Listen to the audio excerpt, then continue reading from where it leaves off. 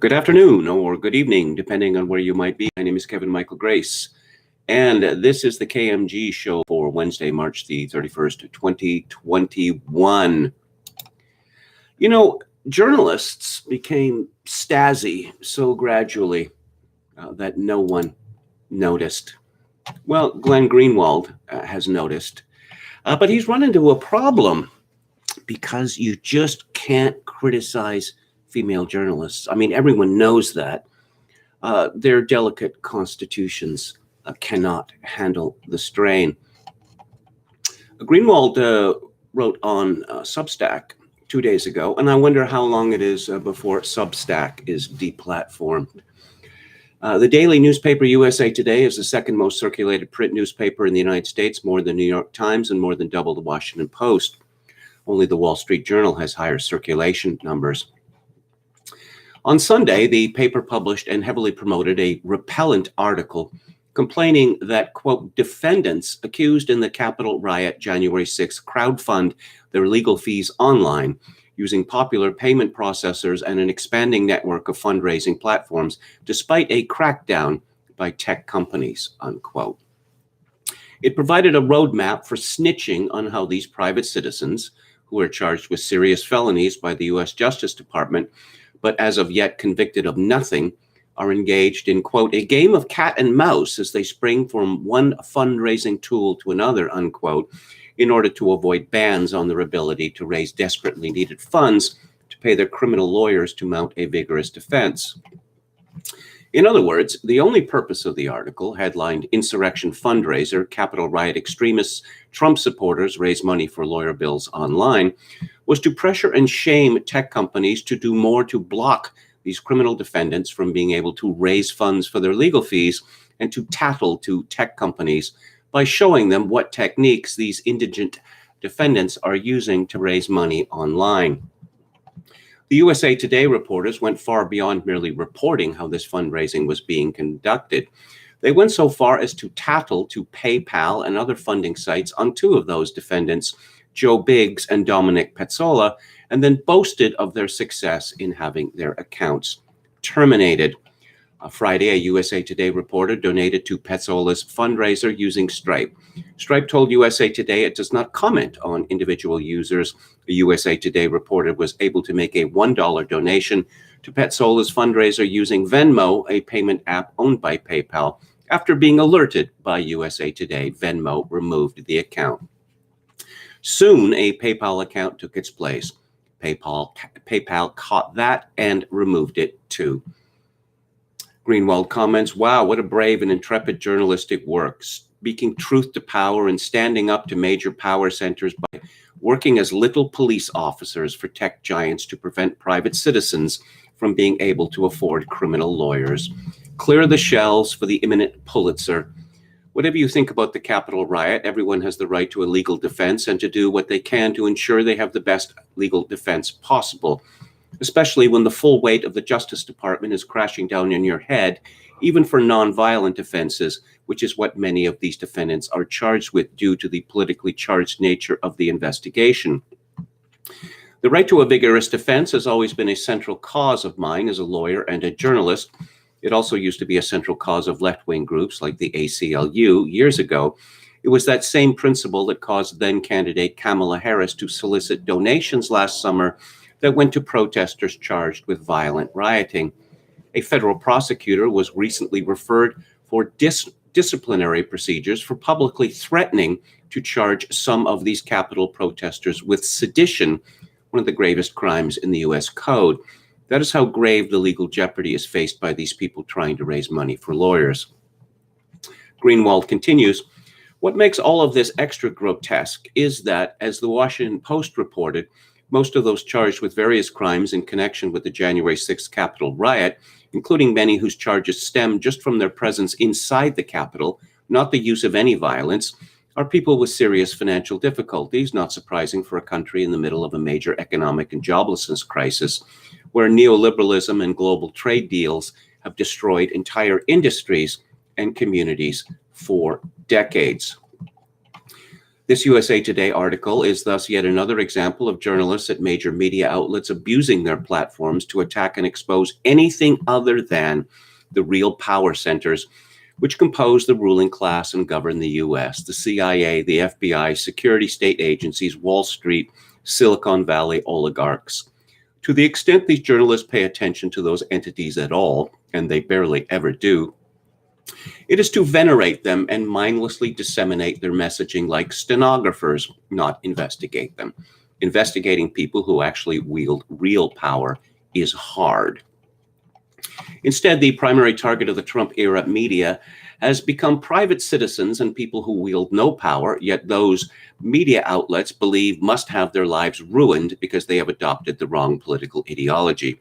So many corporate journalists now use their huge megaphones to humiliate and wreck the lives of ordinary private citizens who they judge to have bad political opinions, meaning opinions that deviate from establishment liberalism orthodoxies, which these media outlets exist to enforce. We have seen this over and over. CNN confronted an old woman on the front lawn of her Florida home for the crime of having used her little Facebook page to promote a pro-Trump event they claimed was engineered by Russians.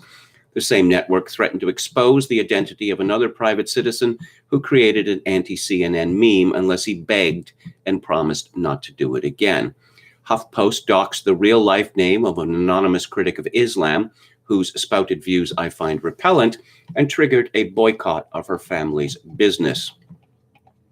Greenwald continues, just last week, the Daily Beast decided to expose the identity of a private citizen at spring break in Miami and detail his marital and legal problems because a video of him went viral due to his being dressed as the Joker and uttering COVID truther phrases. The same outlet congratulated itself for unearthing and exposing the real name of an African-American Facebook user whose crime was posting videos mocking Nancy Pelosi.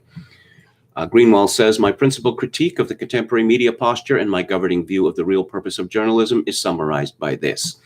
If you think the real power centers in the US are the Proud Boys, 4chan, and Boogaloos, rather than the CIA, FBI, NSA, Wall Street, and Silicon Valley, and spend most of your time battling the former while serving the latter as stenographers, your journalism is definitionally shit.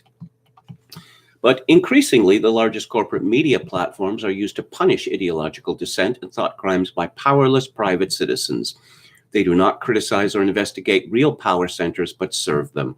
And what makes it worse, so much worse, is that as they assault, dox, and harass private citizens, these journalistic bullies depict themselves as the real marginalized people, as those who are so fragile, voiceless, powerless, and vulnerable that criticizing them is tantamount to bullying, harassment, and violence.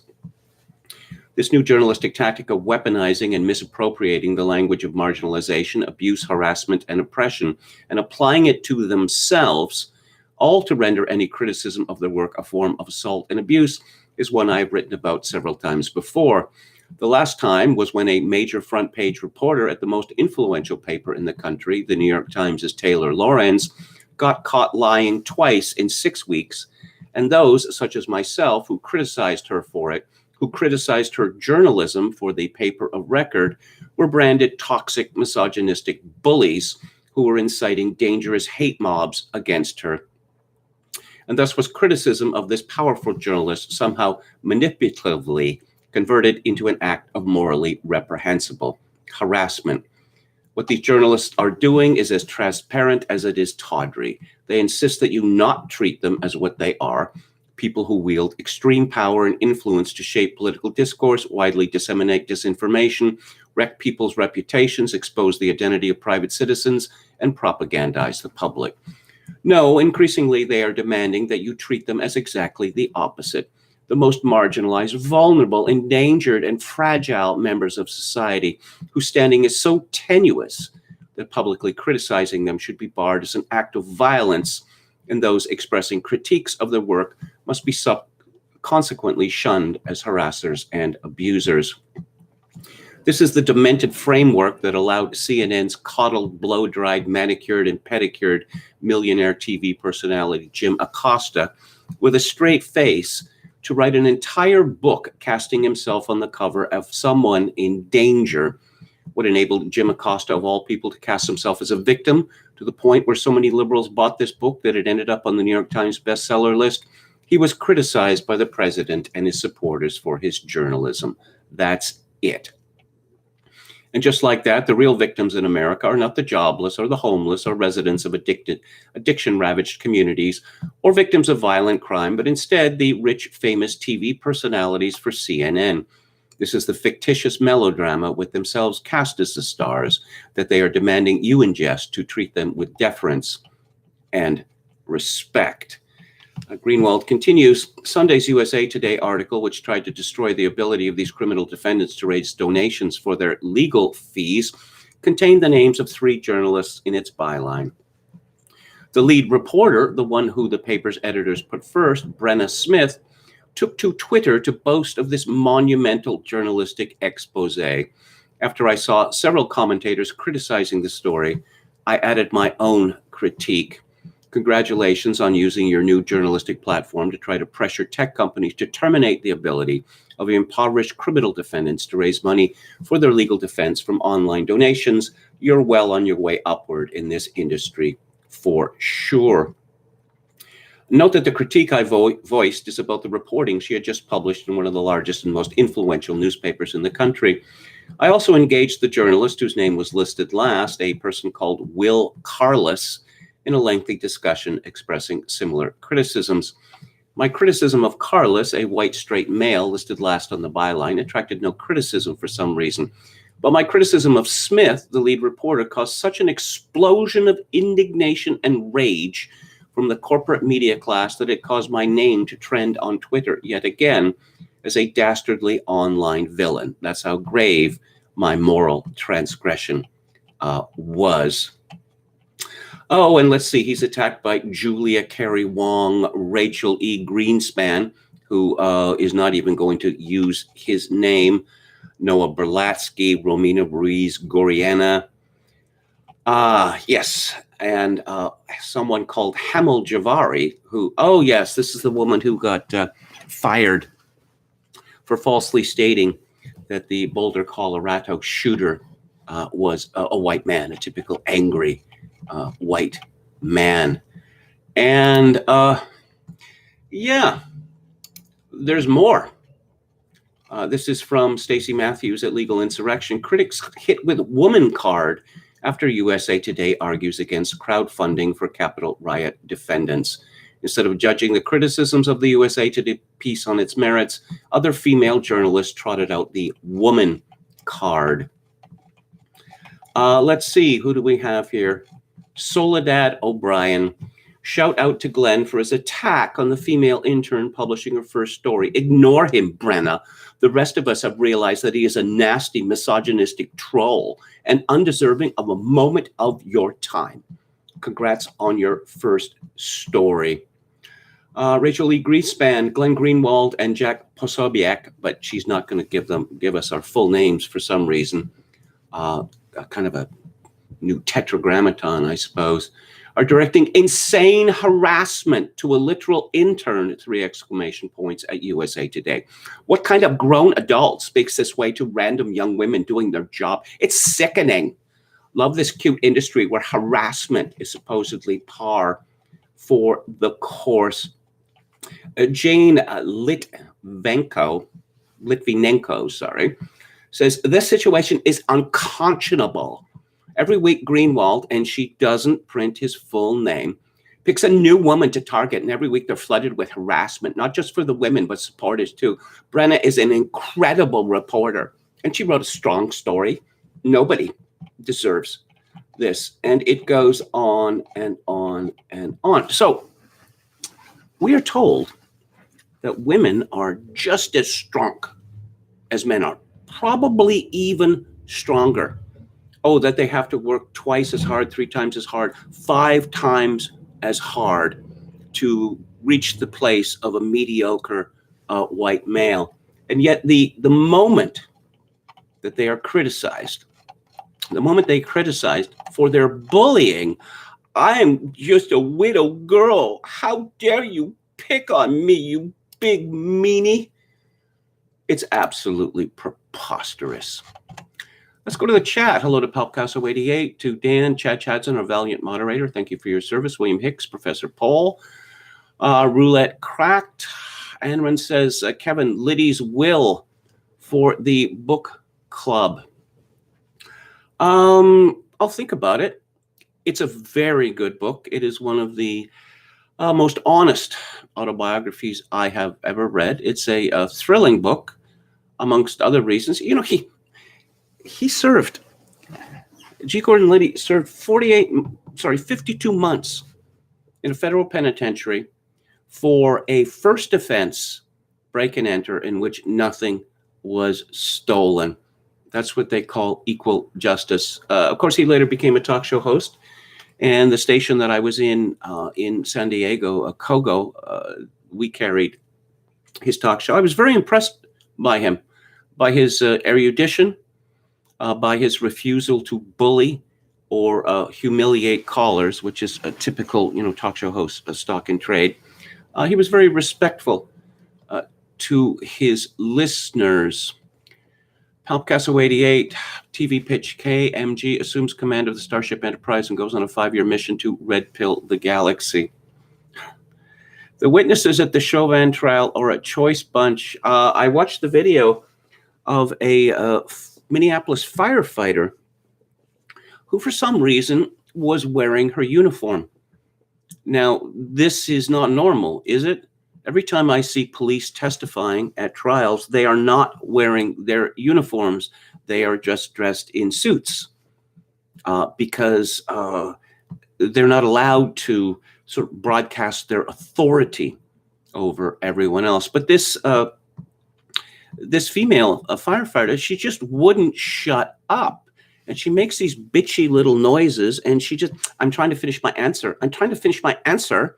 There's no question, the defense attorney said. And she wouldn't shut up.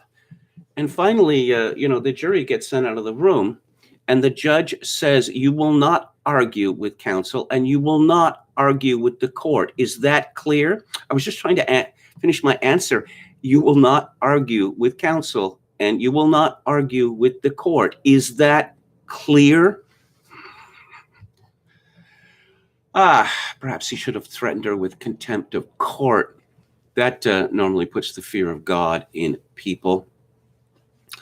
Dawn from Beyond says, furious and heartsick, my 2 sisters got our mom the Moderna shot weeks ago and kept it secret from me because they know I'm a big-time anti-vaxxer. I said to my sister, now reap the whirlwind. Professor Paul says, not boogaloos, anything but them. Jim Bowden says, hi, KMG, you're my favorite Canadian mortician. I keep up the good work, sir. Well, thank you, Blabbermouth Brenna. They really expect to be congratulated for this. Journalists, well, a lot of them are a pretty louche bunch, and there's plenty that they could be, doxxed about. There's plenty of embarrassing things about them, which could be reported, but that would be a very bad thing, and I strongly counsel against it. Metal Mike says, I like Kevin's impressions. They remind me of Andrew Dice Clay. Oh dear. Palpcasso88 says that Liddy was great on Miami Vice. He also wrote a novel with a very strong animal rights theme, In the Monkey House, I think it was called. I read it, and I am not a very strong animal rights person, but it was exceedingly well written, I must say. If they are testifying in the capacity as police, they can wear the uniform, says Chogokin 666. David Thomas did a great Liddy on SCTV. Yes, he did. He did. Okay, so what are we going to talk about next? Just give me a second here. Oh, yes. Yeah. The Romans had a thing called damnatio memori, in which a person is effaced. The existence of a person is literally effaced. And this is close. Donald Trump is close to that point now. This is from Ross Ibbotson at the Daily Mail. Now Facebook and Instagram non-person Trump platforms ban ex-president's interview with daughter-in-law Lara, where he signals he will run for president in 2024. Facebook and Instagram pulled the clip because it, quote, featured Trump speaking, unquote, and the, quote, voice of Donald Trump, unquote. I don't know, is that going to give children nightmares?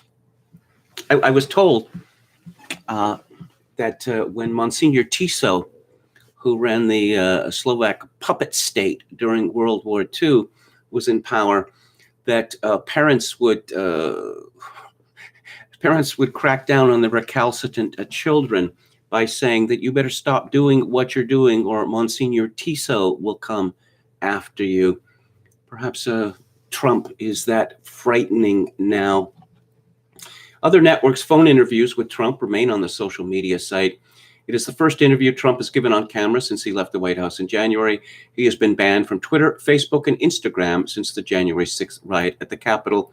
Now Facebook says it is banning all content in the voice of President Trump. Lara planned to upload the video at 9:30 p.m. At 9:26 p.m., her team received an email from Facebook. It warned that the video would be removed if she uploaded it at 9:51 p.m. They took it down. Critics say it is a step too far and pushes the U.S. closer to censorship. Closer? Lara said we're one step closer to Orwell's 1984. Well, not everyone was impressed by the indignation. Vox Day said, published today, oh, shut up, Trump's. Lara and Eric Trump didn't do a single damn thing about social media censorship. When Milo Greek name and I were being kicked off Twitter in 2015, they paid no attention when people or businesses are systematically deplatformed from PayPal, Patreon, Kickstarter, Indiegogo, Twitter, YouTube, Facebook, Amazon, Google, Apple, and pretty much every other big tech platform for the entirety of President Trump's first term from 2016 to 2020. But now that it's affecting them, it's suddenly 1984 in 2021. I think I speak for every American who's been deplatformed over the last 6 years when I say, shut the F up, Lara and Eric. Now you're stunned. If you notice or give a fraction of a damn about anyone else being censored, why the hell do you think 75 million Americans care about yours? This should be a warning for those of you who are sympathetic and on our side, but refuse to get involved in the conflict for one reason or another. If you weren't there for us, don't expect us to be there for you when they come after you, and they will come for you sooner or later. You may have noticed this curious phrase, the entirety of President Trump's first term from 2016 through 2020. Well, I won't go into the detail, but apparently there are people out there, people with names that you might have heard, who are still carrying on that we should trust the plan and that big things are going to happen and happen soon. Well, I got kind of singed first time around. So I'm just going to mention that talk is out there and just leave it at that. This is from the Daily Wire. YouTube has demonetized and locked conservative commentator Steven Crowder's account for allegedly violating the platform's community guidelines. YouTube blocked Crowder from uploading new content to his channel for 1 week and pulled one of his videos that the platform said violated its rules against spreading misinformation about the 2020 election. YouTube also booted Crowder from its YouTube Partner Program, which allows creators to run ads on videos and turn a profit indefinitely. Crowder first announced YouTube's action against him in a Monday Instagram post accusing the platform of manipulating its community guidelines to target conservatives. He also teased having something for them, YouTube, in response to his ban. I've been warning about this for a long time, and now it's here. Big Tech has painted a target on conservatives' backs for years, with yours truly being target number one. Today, Google, YouTube just fired a huge shot across our bow. They are no longer enforcing community guidelines, but creating new ones with the express purpose of removing any and all conservative voices of dissent, he charged. Well, let's see if he actually has anything for them. Joy Reid, is she the stupidest person on network TV, the stupidest news person? There's Don Lemon, and of course there's Chris Cuomo. I suppose Greenwald didn't mention that amusing incident from when it was last summer, where someone called Chris Cuomo Fredo, and he just exploded that this was some terrible anti-Semitic epithet, whereas actually it's a reference to The Godfather. And perhaps Chris Cuomo is one of the handful of Americans who has never seen The Godfather Part 1 and 2, but I doubt it. Later, Cuomo talked up the misery of being, shut indoors because of COVID, and then he was found strolling out on the street with mother, children, and some other woman, I don't know, perhaps a nanny. And this was pointed out to him, and he started shouting epithets at this man, calling him fat and the like, and then took this to CNN. Yes, journalists, soi-disant journalists posting their L's on network TV.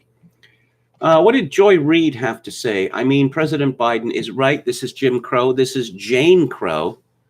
I thought it was Jim Eagle. The real religion, the real politics in America is whiteness, and whiteness unhinged. I think he's contemplating it seriously when he sees the consequences. What he needs to do is fill these busters with some fear of the government. These are the kind of people who would pass a law to keep Jesus from getting a cup of water while he's dying on the cross. Well, again, white supremacy, eh? So why does Joy Ann Reid have a job? Especially, considering her rather lengthy history of what the kids are calling homophobia.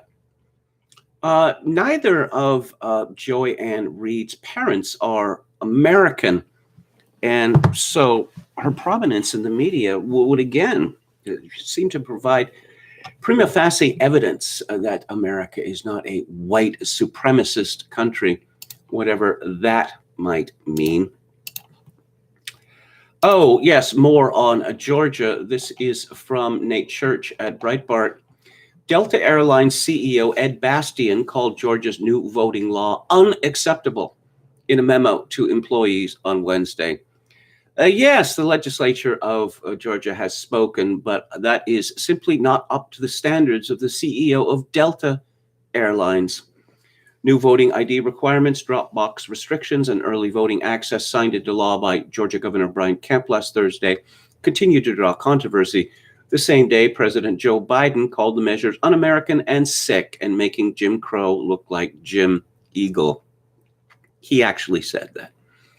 Civil rights groups have filed lawsuits against the state of Georgia, saying it was an example of blatant racism, represents politics at its very worst, and is clearly illegal.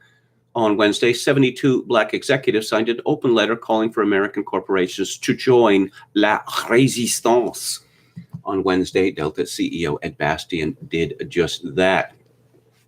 In a memo circulated to its employees and posted to the Delta News Hub, Bastian criticized the new law while he took credit on behalf of Delta and other businesses for helping to eliminate the most suppressive tactics that some had proposed. He maintained that the final bill is unacceptable and does not match Delta's values. The right to vote is sacred. It is fundamental to our democracy, and those rights not only need to be protected, but easily facilitated in a safe and secure manner. Easily facilitated in a safe and secure manner.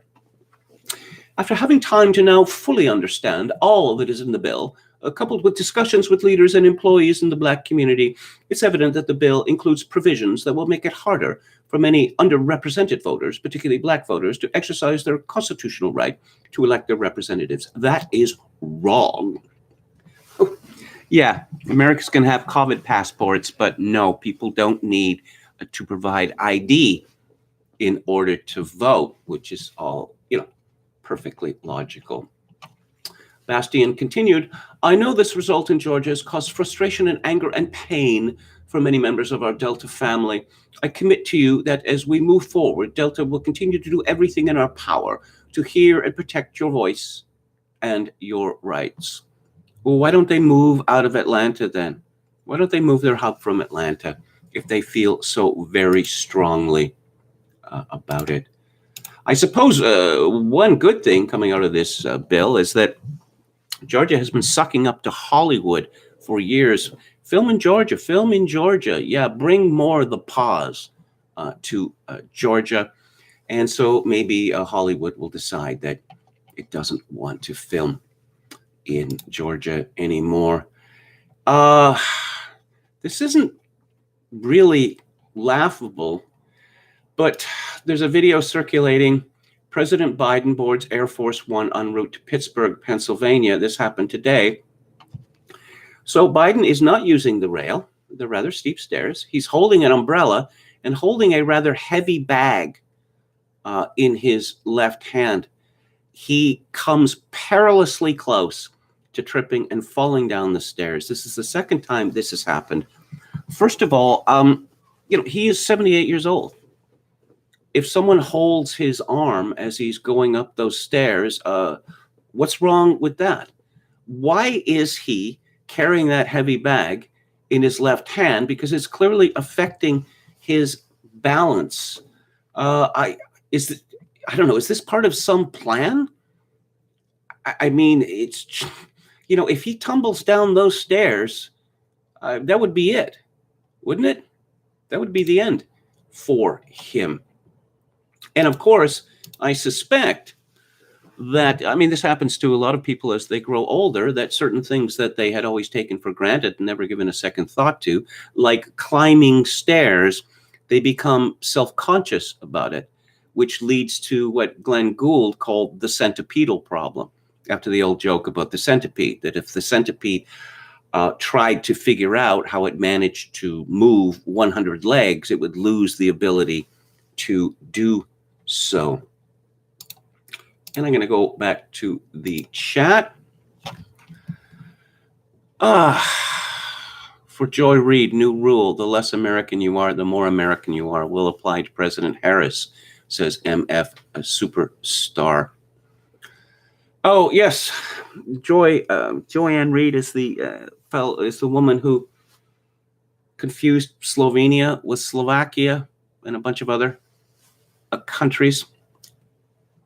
Yes, Palpcasso88 makes the point. The same people who support vax passports think voter ID is racist. And I will mention this one more time, that if Black people in the United States really cannot procure ID, although states make it quite easy for them, then there's a whole host of things in life which people take for granted that they would not be able to do.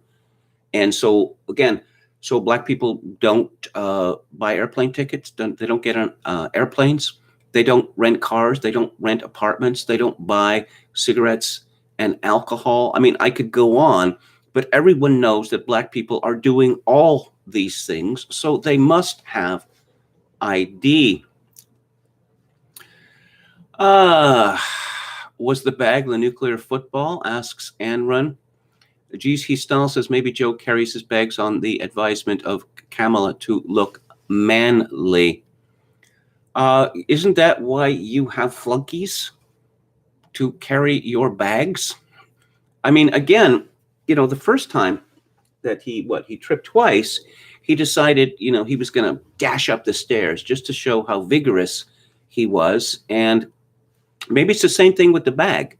It is hubris that is inviting nemesis. And again, I don't think there's anything strange about a 78-year-old man having trouble climbing steep stairs in the pouring rain. Freedom of the press is definitely overrated, says Hikmo Warrior. Well, journalists seem to be determined to have themselves seen as the enemy of the people. Remember when Wolf Blitzer and Soledad O'Brien were on Celebrity Jeopardy? Did they do well? Wolf Blitzer seems like a pretty intelligent guy. Soledad O'Brien, not so much. She is very attractive, though. And I can't pronounce his first name. It looks Polish. And then Gameston. Dumbest person on TV is Matthew Dowd. Speaks 100% in emotional platitudes. Didn't he used to be a speechwriter for George W. Bush. David Rice says Milo and Ted aren't even on anyone's radar. Spurgy little ego. Don Willis says Facebook is stupid. If you're on Facebook, you are stupid. I just figured out some years ago that Facebook is for women. It's not for men.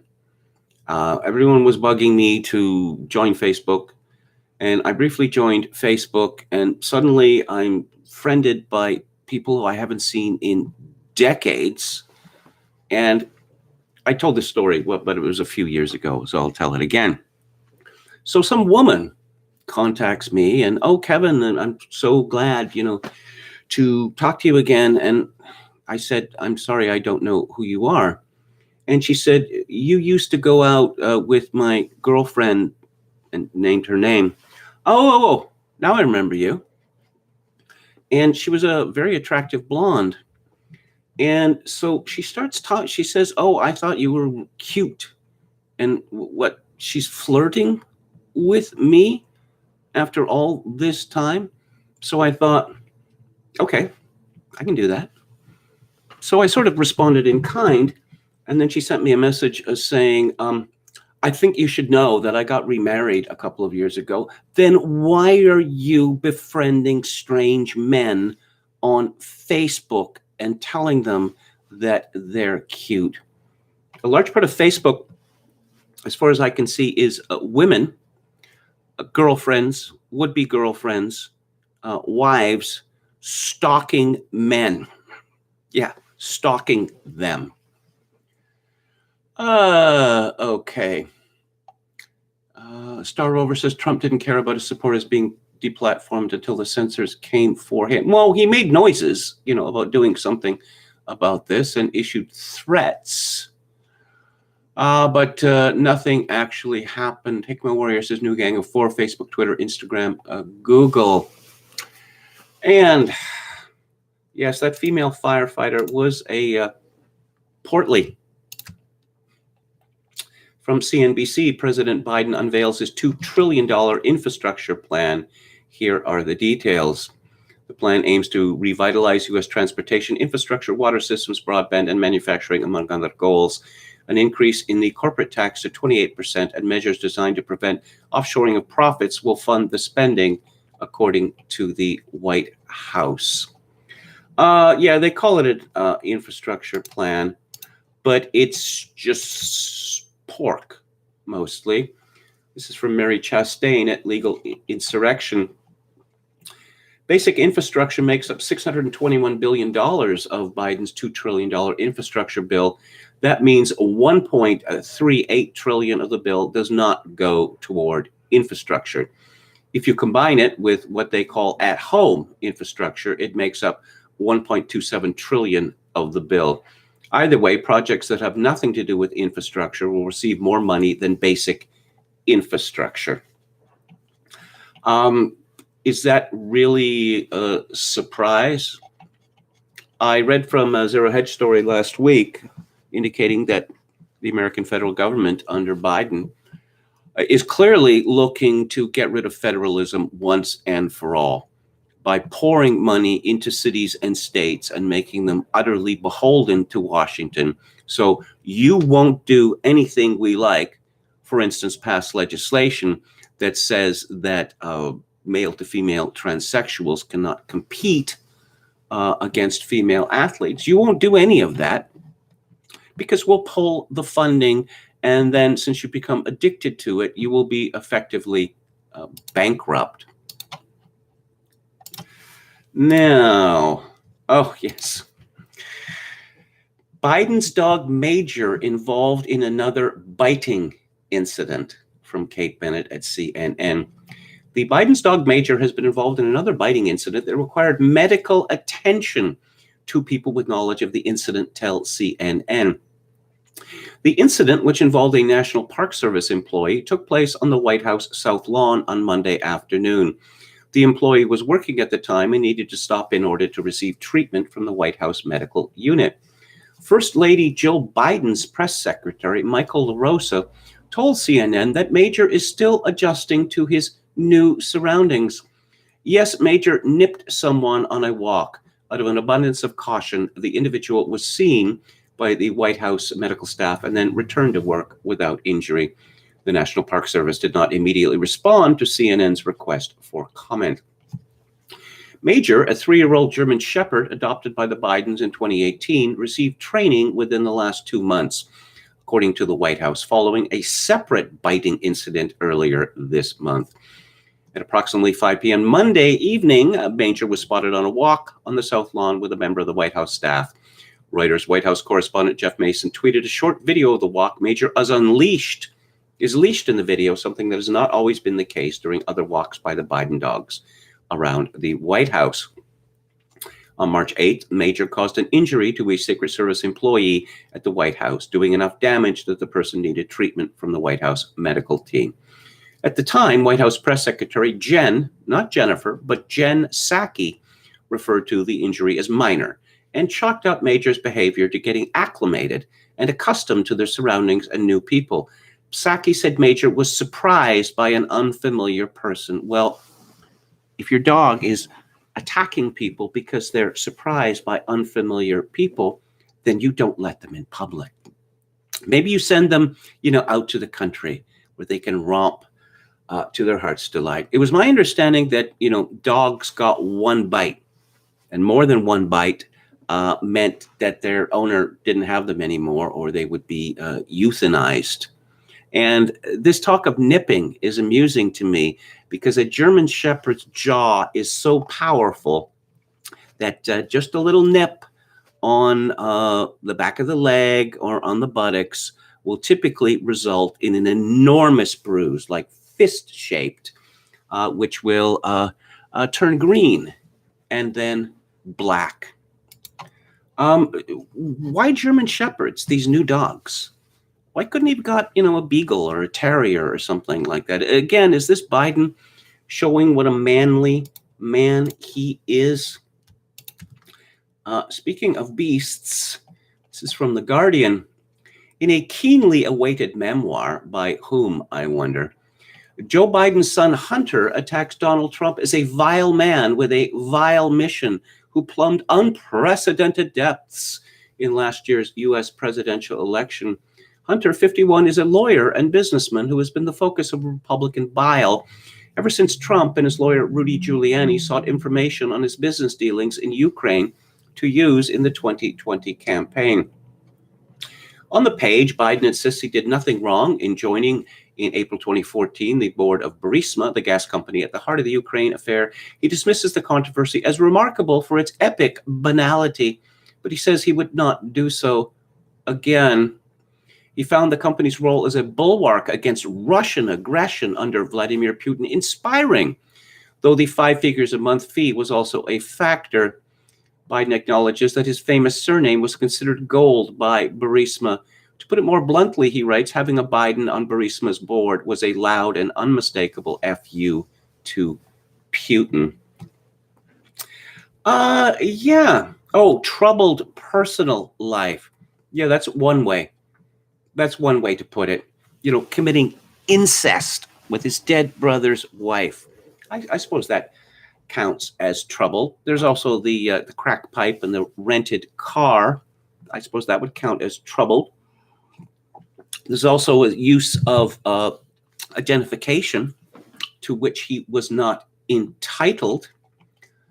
Yeah, but nothing happened there. No, nothing happened. The New York Post provided a great many details, but everyone decided that they were going to put their hands over their eyes because this was just not good for Joe Biden, who for some reason had to ascend to the Oval Office.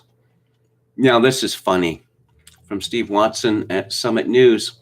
After being lectured and laughed at by the Chinese Communist Party, pathetic Blinken says China is right to criticize U.S. human rights.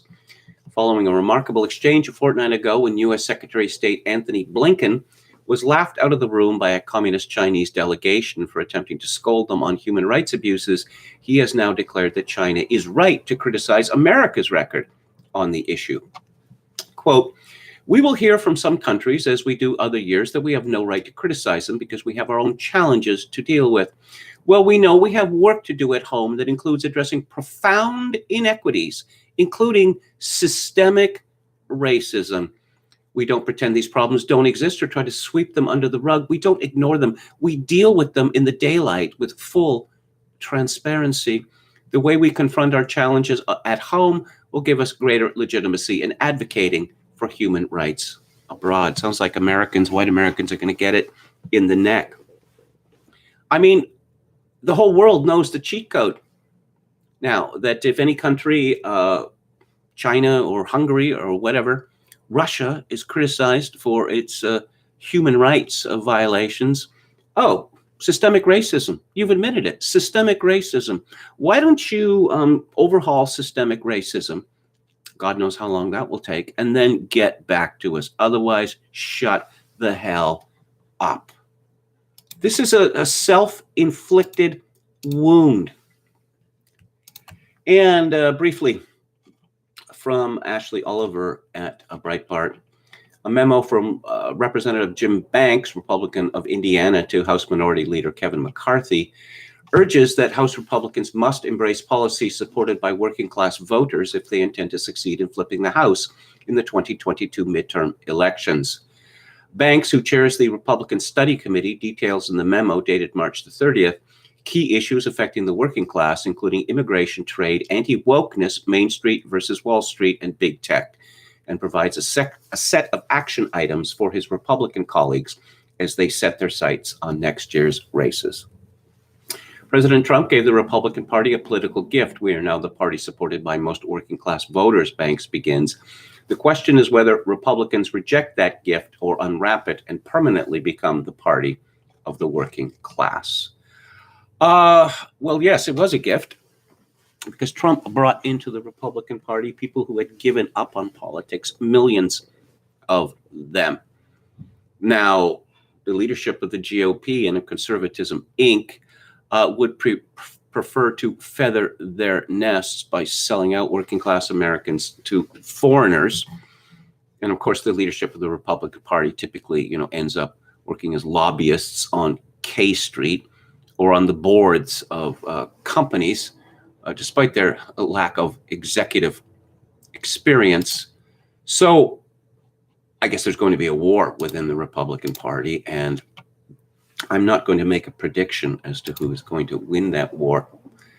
Now, the COVID-19 hysteria is over a year old now, and I was shocked and disgusted last April when I was walking down Government Street, not far from where I'm living now, and there was a construction hoarding, which was about half a block long, and someone had made these hagiographic tributes to Dr. Theresa Tam and to Dr. Bonnie Henry, who are respectively Chief Latrine Walla for Canada and Chief Latrine Walla for the province of British Columbia. Oh, and inspirational words from them. They were our greatest heroes. Plus, they were strong women as well, which makes it even better. Now, well, as they say, the revolution always eats its children, and both Theresa Tam and Bonnie Henry are being hammered for not locking down fast enough and strong enough, and for not having a lockdown now in British Columbia. Well, yesterday, I'd made plans to meet a friend to get a bite to eat, and so he direct messaged me, I will look for a patio. And I thought, a patio?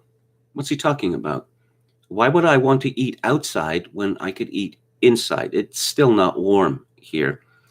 So when I met him, he gave me some news I hadn't heard. A 15-day circuit breaker in the province of British Columbia, which includes the banning of all indoor dining. Yes. And I suppose I want to yell at these people. Do you know how viruses work? Yep, we're going to lock people down and then we're going to let them out. Guess what? The number of cases is going to rise. And they always act as if they're shocked when the number of cases rises.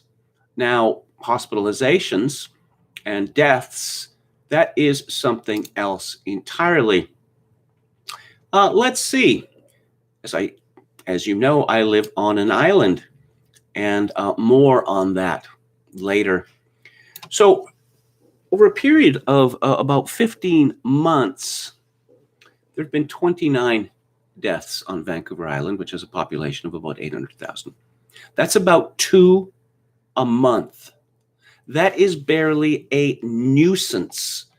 There have been all of 165 people hospitalized on Vancouver Island over the last 15 months.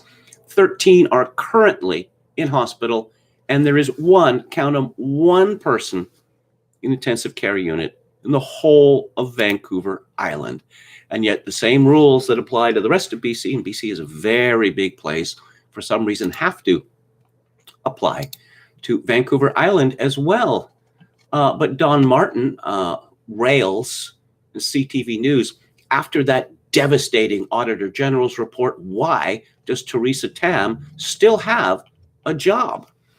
The unwritten conclusion of that scathing Auditor General's report into how the Public Health Agency botched early pandemic detection is obvious. Replace Dr. Theresa Tam. That might sound harsh for the high-profile face who has been calmly cajoling Canadians to stay home, wash their hands, and after a change of mind last April, wear a face mask in public. But there's no sugarcoating blame for the abysmally slow early detection and erroneous risk assessment of COVID-19 in Canada, as extensively documented in a report last week by the Auditor General. Now, as everyone knows, I am no fan of Dr. Theresa Tam. She was saying what the World Health Organization was saying, what the Centers for Disease Control was saying, what everyone was saying. And it's been obvious to me for the longest time that the tide turned when the elite discovered that COVID-19 could be used to bring down Donald Trump. The Public Health Agency of Canada is guardian of our health against external and domestic threats. Its failures can have life or death consequences. And if accountability for the systemic breakdowns mean anything, the chief must pay the price.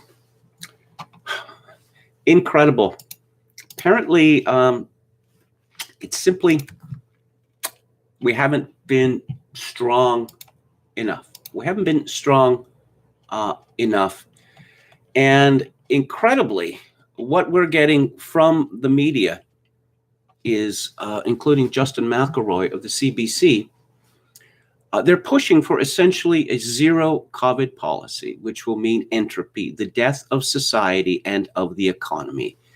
Are you willing to take responsibility for that?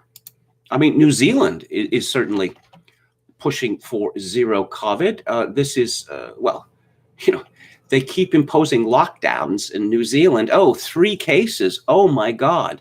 And sad Muslim lady, Jacinda Ardern, decides that, oh, yes, people must be punished again. Well, we've seen the results of this, that the New Zealand economy has suffered its greatest reverse in, decades. Just stunning drop in GDP. Something like 13% over the last quarter. But no, apparently we're not capable of going from A to B to C and possibly to D, and more on that later.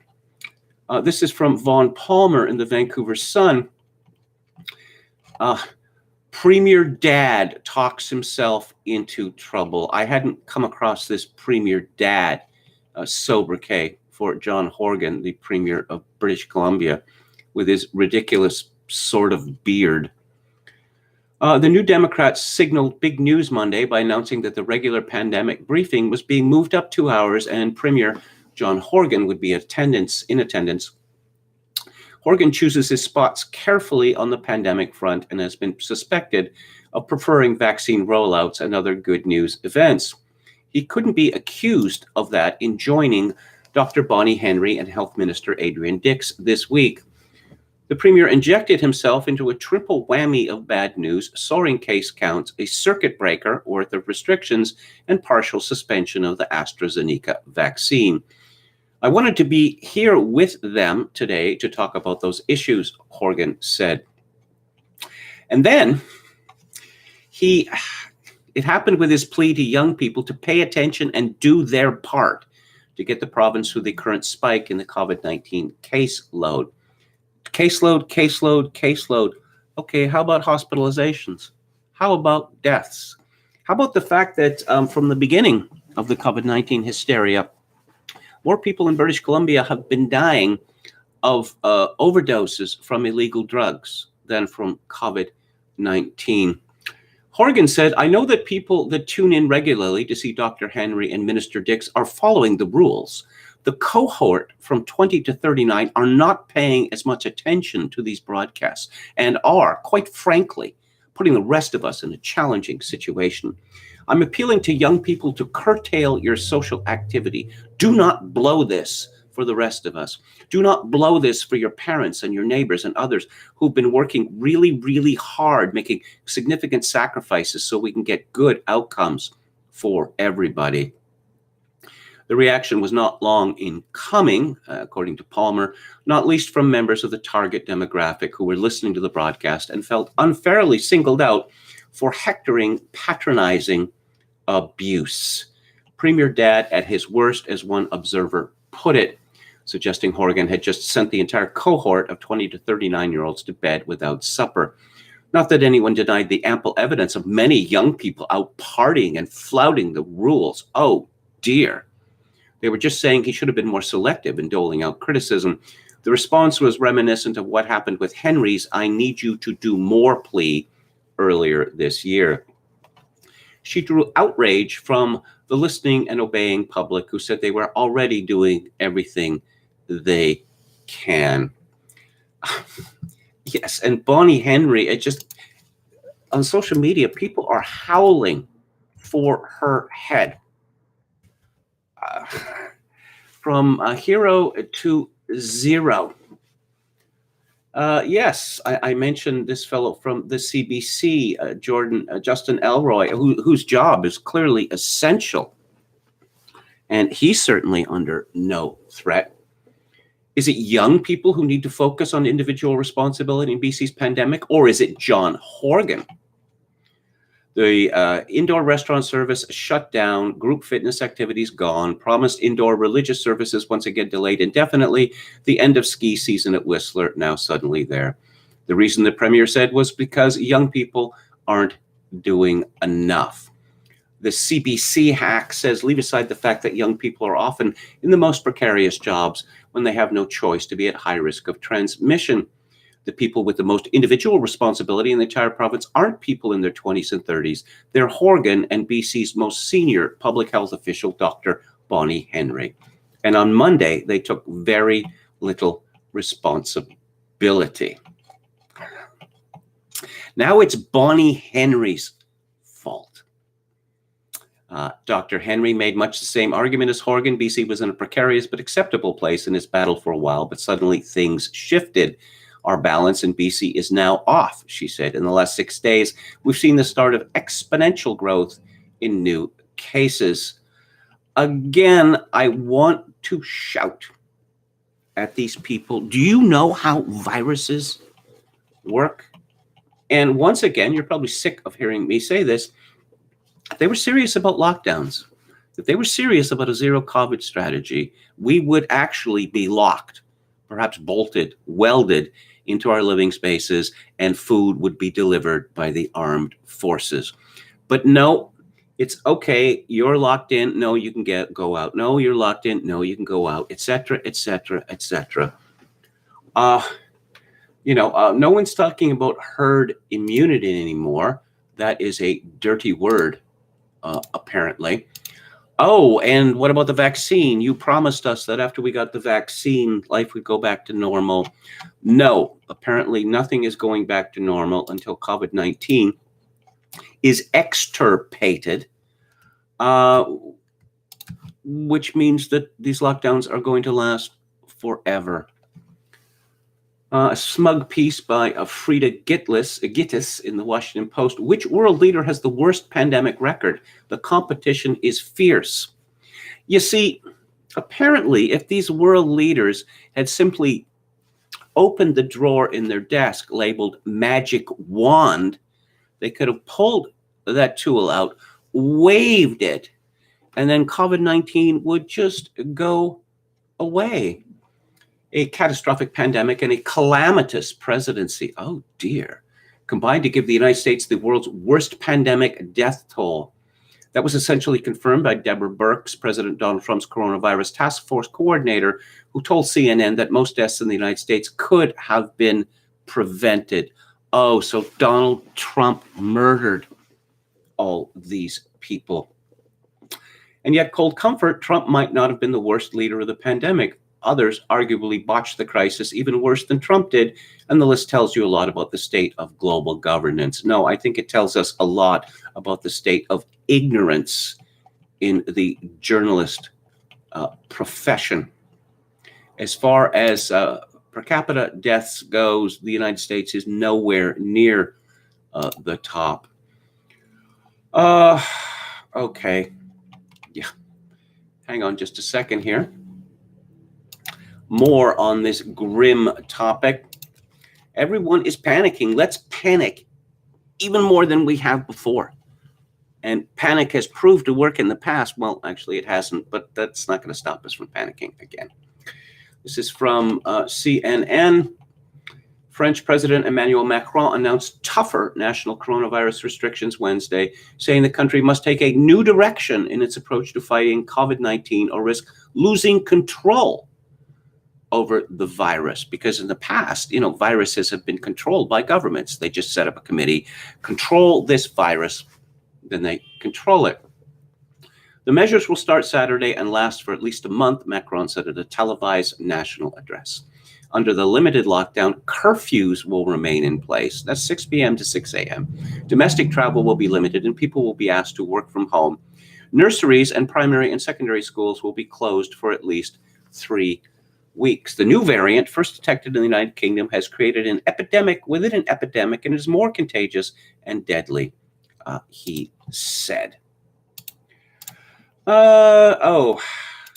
Yes, vaccine passports. This is from RT. U.S. Representative Marjorie Taylor Greene, Republican of Georgia, has claimed that the Biden administration aims to force all Americans to have COVID-19 vaccine passports, comparing it to the mark of the beast prophesied in the Bible. They want you to be required to have something called a COVID passport, Greene said Monday.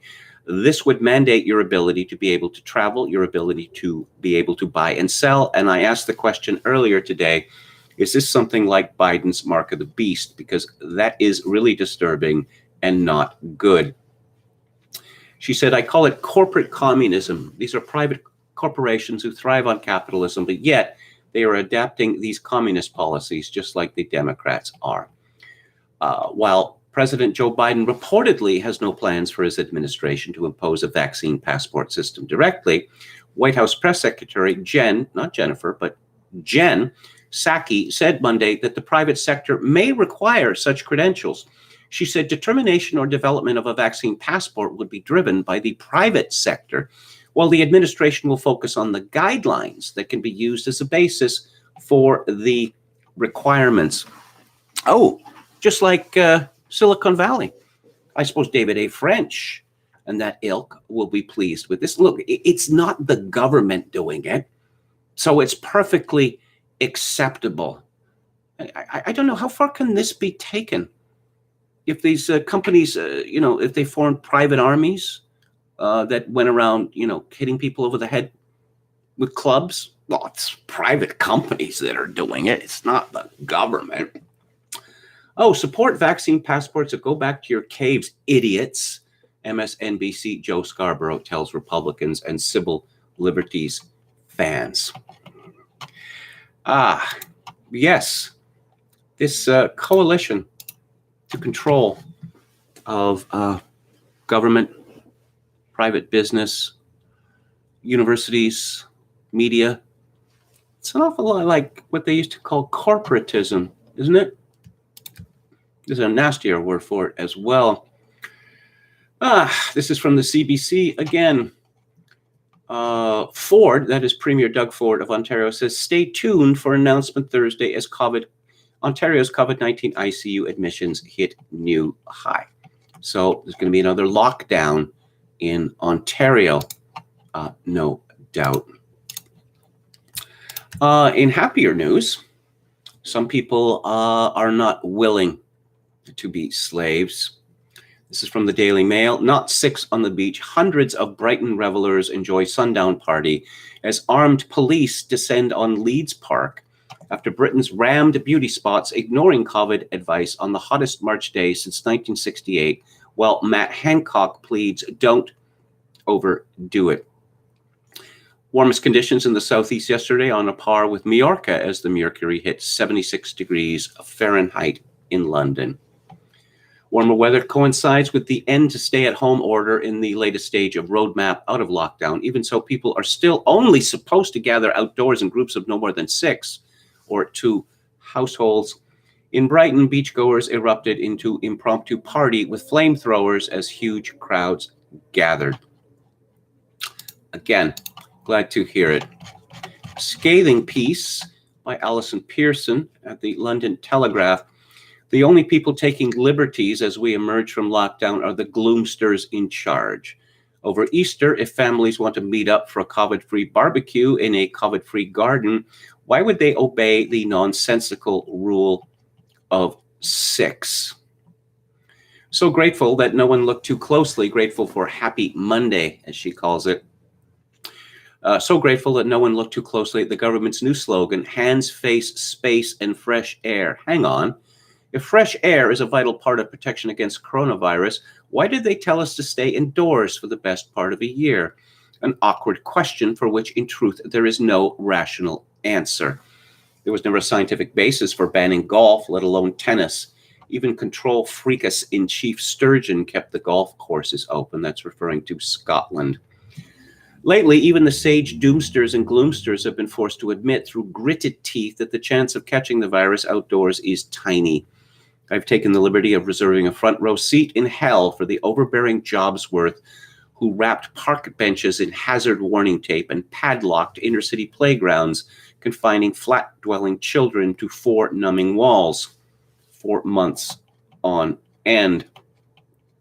How about hugging? A journalist asked Boris Johnson, whose barnet, that is his hair, increasingly resembles Ken Dodge, that's a famous English comedian, his electrified candy floss, poofy at the sides, incredulous on top, why vaccinated grandparents should not embrace their children. A flummoxed prime minister swiveled to his chief medical officer for an answer, delivering the immortal line, "Do you want to do hugging, Chris?" Yes, ladies and gentlemen, the Prime Minister of Great Britain and Northern Ireland. Has Professor Whitty ever had a hug? Possibly once at a prep school sports day in 1974 from a clammy eau de cologne aunt. He shows no sign of wishing to repeat the experience. Quote, "I think hugging outside is pretty much the same as hugging inside, that kind of physical contact," unquote.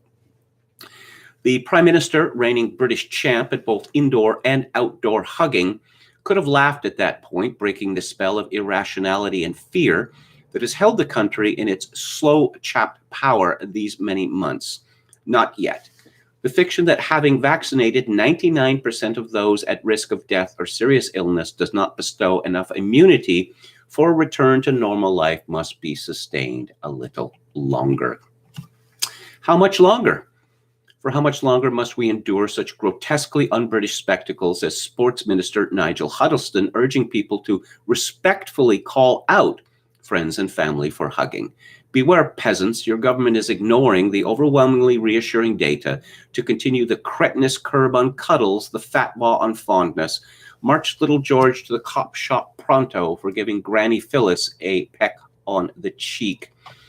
Huddleston warned that the Prime Minister may not be able to end restrictions June 21st if the public takes liberties with Monday's easing of the curb on outdoor gatherings. Excuse me, the only people taking liberties here are ministers and scientists who delay giving freedom back to its rightful owners. Fears of a third wave feel like a scare story to keep the populace cowering. The balance of power between state and citizens must urgently be restored in the latter's favor. No need to call for civic disobedience. It's happening already. In houses and gardens across the land, let the people sing and the vaccinated hug and golf. We are sick of their glow in the dark balls. For heaven's sake, how much safer do we need to be before the roadmap is updated? Does Professor Chris Whitty want guaranteed Easter resurrections for all before permitting a single loving embrace? Yes, I think that this COVID hysteria has a great deal to do with the collapse of organized religion, and I'll have something to say about that presently. From Paul Joseph Watson at Summit News, a police chief in the UK says his force doesn't need to carry out COVID patrols because they are getting flooded with so many calls from the public reporting other people for visiting the beach. Overnight stays in locations other than a person's primary address are not permitted until April the 12th, but a recent mini heat wave prompted crowds of beachgoers to enjoy some rare March sunshine, as well as others who made trips to visit second homes. This didn't go down well in Dorset, where locals took the opportunity to grass people up to the authorities to snitch on them. That's English slang, for allegedly violating lockdown rules. In fact, the snitches were so enthusiastic that, according to James Vaughan, the chief constable of Dorset Police, they are now basically acting as an auxiliary arm of the cops. Quote, "We are still getting around 400 reports a week from the public, so we will respond to reports. We don't need to be doing hotspot patrols because people are very quick to pick up the phone and call us. So if people try it and come down and stay in their second homes before April 12th, then we are going to hear about it." Vaughan acknowledged that it's not even illegal for people to visit their second homes, but suggested police may investigate it anyway. British police seem determined to make themselves hated. They'll find out that if the police lose the confidence of the public, then their professional lives are not going to be very pleasant. Let's move on to lockdown skeptics. Does Wikipedia claim a fifth of COVID infections are severe? There's been a lot of worry about misinformation around COVID-19, with numerous calls to suppress anything that doesn't agree with the WHO's current line, and news and social media companies all too happy to oblige. Sometimes, though, the worst offenders are the mainstream sources themselves. Take Wikipedia. On its main COVID-19 page, a page which cannot be edited by mere mortals as it is protected to prevent vandalism, in the second paragraph, it states the following, quote, "Of those people who develop noticeable symptoms, most, 81% develop mild to moderate symptoms, up to mild pneumonia, while 14% develop severe symptoms, dyspnea, hypoxia, or more than 50% lung involvement on imagining, and 5% suffer critical symptoms, respiratory failure, shock, or multi-organ dysfunction." This is claiming that almost a fifth of symptomatic COVID-19 infections are severe and 1 in 20 are critical. If these are the statistics that people are reading, then no wonder they're scared.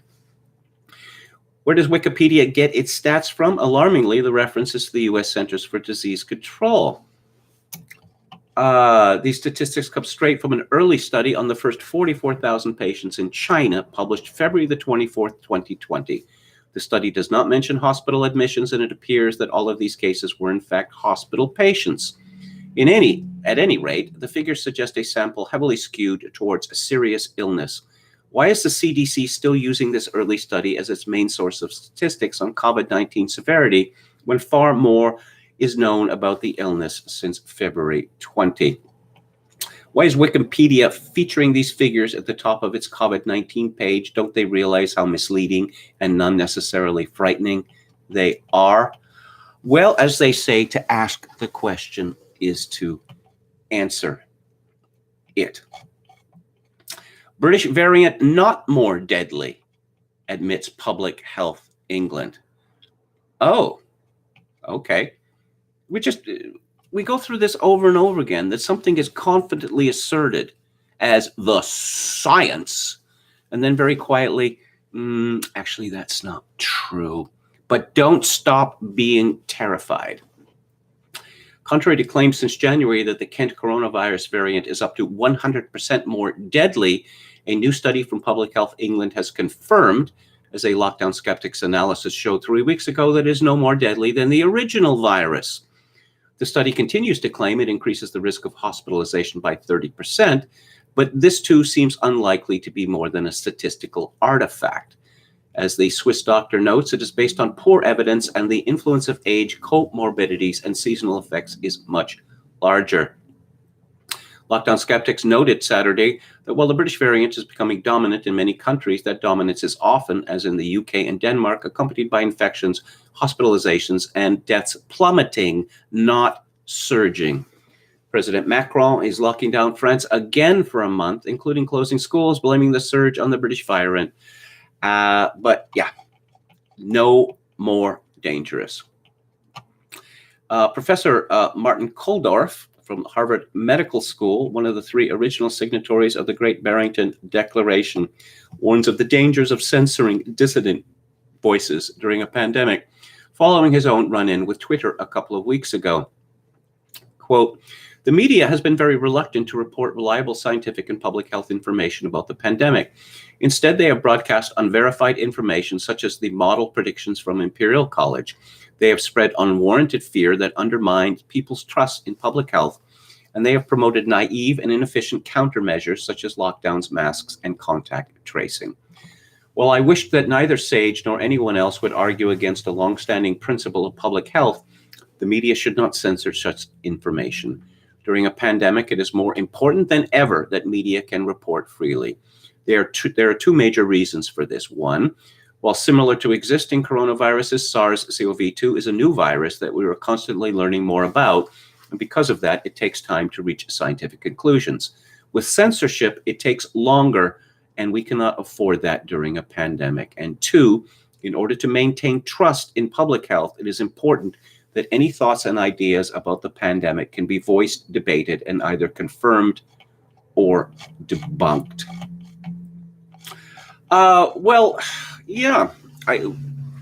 What is the purpose of all this? Is the purpose of all this to control the pandemic, or is the purpose of all this to control the various peoples of the world? So, UK no longer has the highest COVID death rate in the United States. At the top is Czechia, with deaths per million at 2,440. Second is Hungary, with deaths per million at 2,063. And then Belgium, Bosnia and Herzegovina, Slovenia, the United Kingdom, Bulgaria, Moldova, Italy, North Macedonia, Slovakia, and after all of those, the USA. So let's go to Alex Berenson and see what he has to say. And I'm very interested as to what the fate of his Regnery book is going to be. Seth Emerson. And who is Seth? Oh, yes, he's a jock sniffer, staff writer for The Atlantic, covering Georgia football and athletics. Says of Alex Berenson, he needs to be banned from social media. He's doing actual damage with his shtick. Berenson comments, "This person thinks he's a journalist. What on earth has happened to reporters? Have you ever heard a lawyer say that the courts should be closed? What has happened to journalists is that they become too big for their boots, and they need to be taken down a peg or two, to mix metaphors. They don't seem to have any sense of humility left. They seem to believe that they are somehow the arbiters of truth. And anyone who's ever been a reporter, as I have for quite a number of years, knows you're assigned to cover a story. You might have a few hours to do it. You might have a week to do it, or perhaps a couple of weeks. What you report, what is actually printed, is just scratching the surface of any topic. More from Berenson from Washington State, 102 COVID cases post full mRNA vaccination, 8 hospitalizations, 2 deaths. Can we please stop saying vaccines prevent 100% of serious COVID cases and deaths? It's never been true, and it only confuses people. Oh, someone called Richard Cacazo. He has an MSc, Finance and Economics from LSE. Populism of the right and left must be stopped. Oh, he loves Liverpool FC. Yeah, as if anyone gives a toss. Serious question. What's it like being a disingenuous fantasist, Alex? Parenson comments. Such big words. And finally, bulletin from Dr. Anthony Fauci. Remember, if I hadn't invented vaccines last year, you'd all be dead right now. You can thank me later when my book comes out. For now, just keep your kids leashed and muzzled. Bulletin from Dr. Anthony Fauci. I touched on this earlier. This is from Gallup. U.S. church membership falls below majority for the first time. American membership in houses of worship continued to decline last year, dropping below 50% for the first time in Gallup's 8-decade trend. In 2020, 47% of Americans said they belonged to a church, synagogue, or mosque, down from 50% in 2018 and 70% in 1999. U.S. church membership was 73% when Gallup first measured it in 1937 and remained near 70% for the next 6 decades before beginning a steady decline around the turn of the 21st century. That is a very significant change. And the Washington Post, Sarah Pulliam Bailey covered this on March the 29th. In recent years, data has shown a U.S. shift away from religious institutions and towards general disaffiliation, a trend that analysts say could have major implications for politics, business, and how Americans group themselves.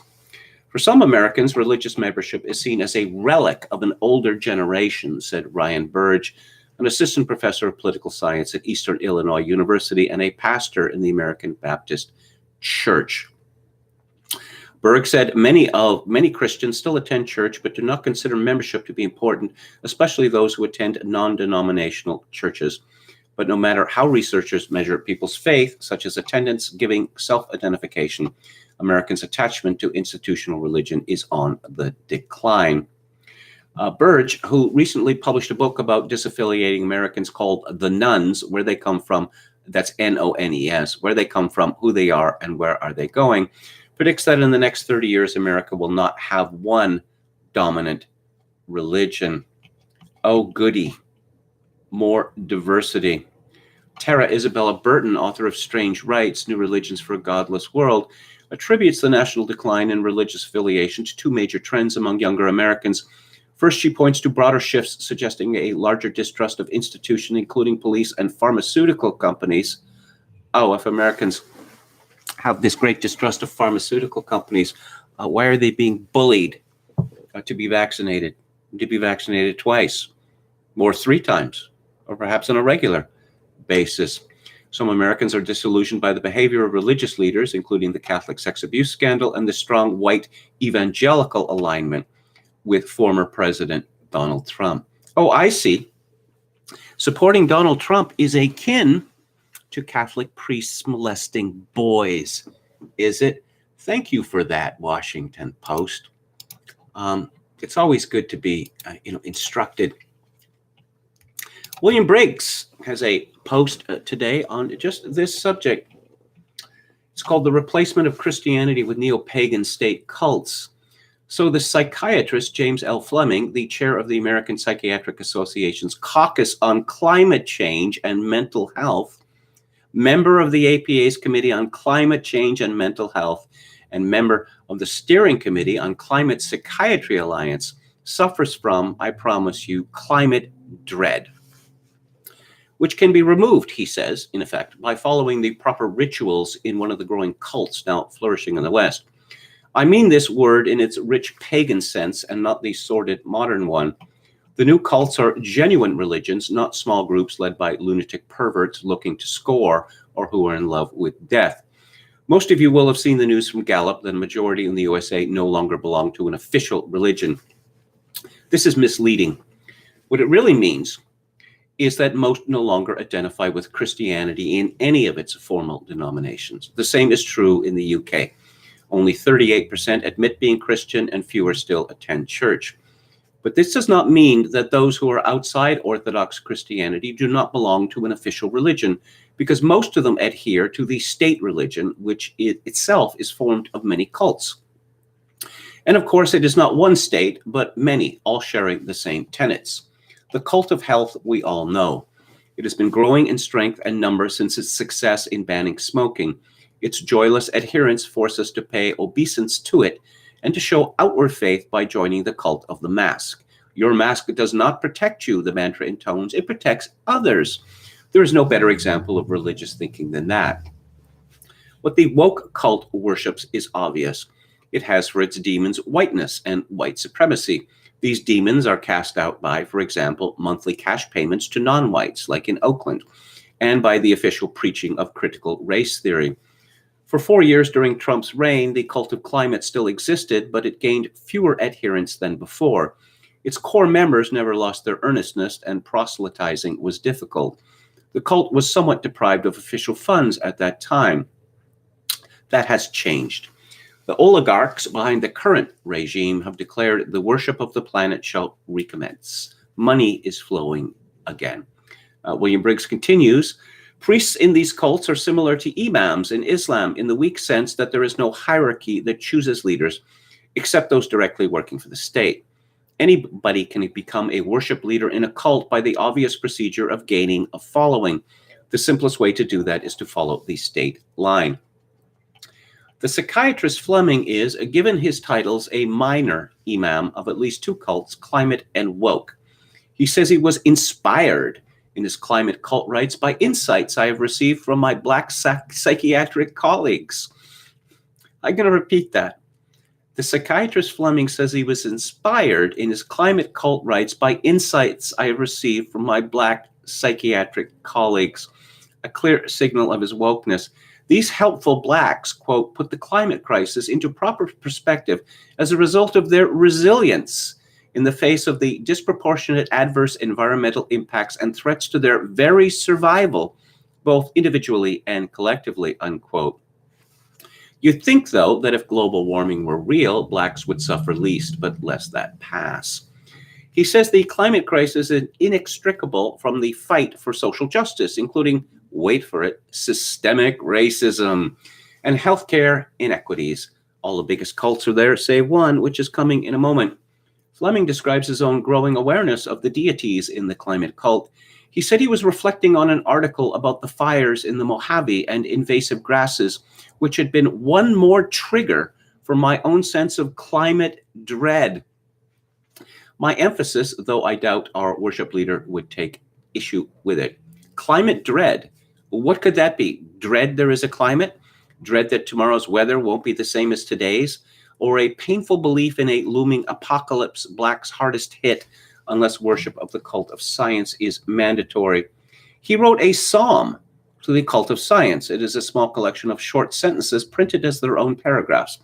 It is purple, and he will not find many chanting it. Here is the science litany, quote, and looking up, the tidal wave, that government behemoth waking up after 4 years of slumber, departments of science bringing back scientists, listening to scientists. Imagine that, unquote. Odd that he admits, Briggs concludes, the state is a behemoth, which it is, but one worthy of worship now that it was rewoken. For it is the state that feeds the cult of science, or more properly, the cult of the science. What sacrifices would the pious Fleming be prepared to make for this cult? We wonder.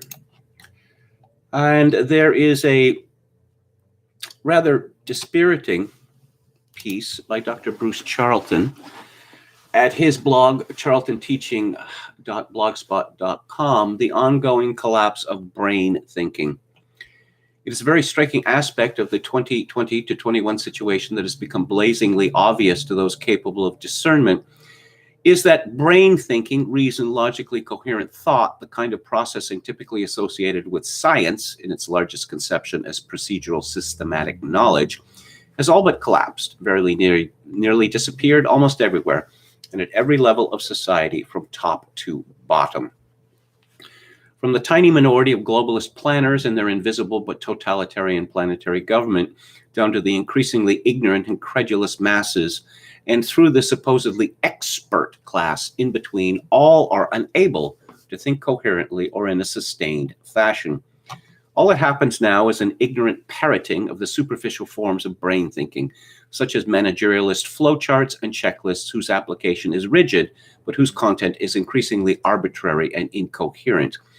More exactly, people can do single-step thinking. If we do this, then that should happen. If A, then B. But they cannot continue their thinking beyond a single step to address what will happen next, which will be C after B. And I'll step in to say, yes, we need to lock down. This is necessary in order to flatten the increase in cases. Oh, yes, and this is gutting the economy. And people are drinking themselves to death, drugging themselves to death, eating themselves to death, suicide attempts, attempted suicides, domestic abuse, etc., etc. How did that happen?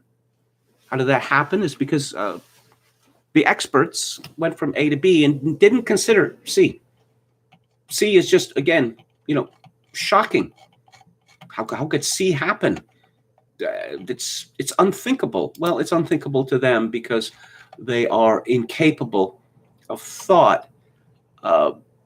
Charlton laments about the innumeracy of people, including experts. Well, he's preaching to the choir there, because I've been saying for about a year now that it seems like the vast majority of people cannot understand any number higher than 1,000.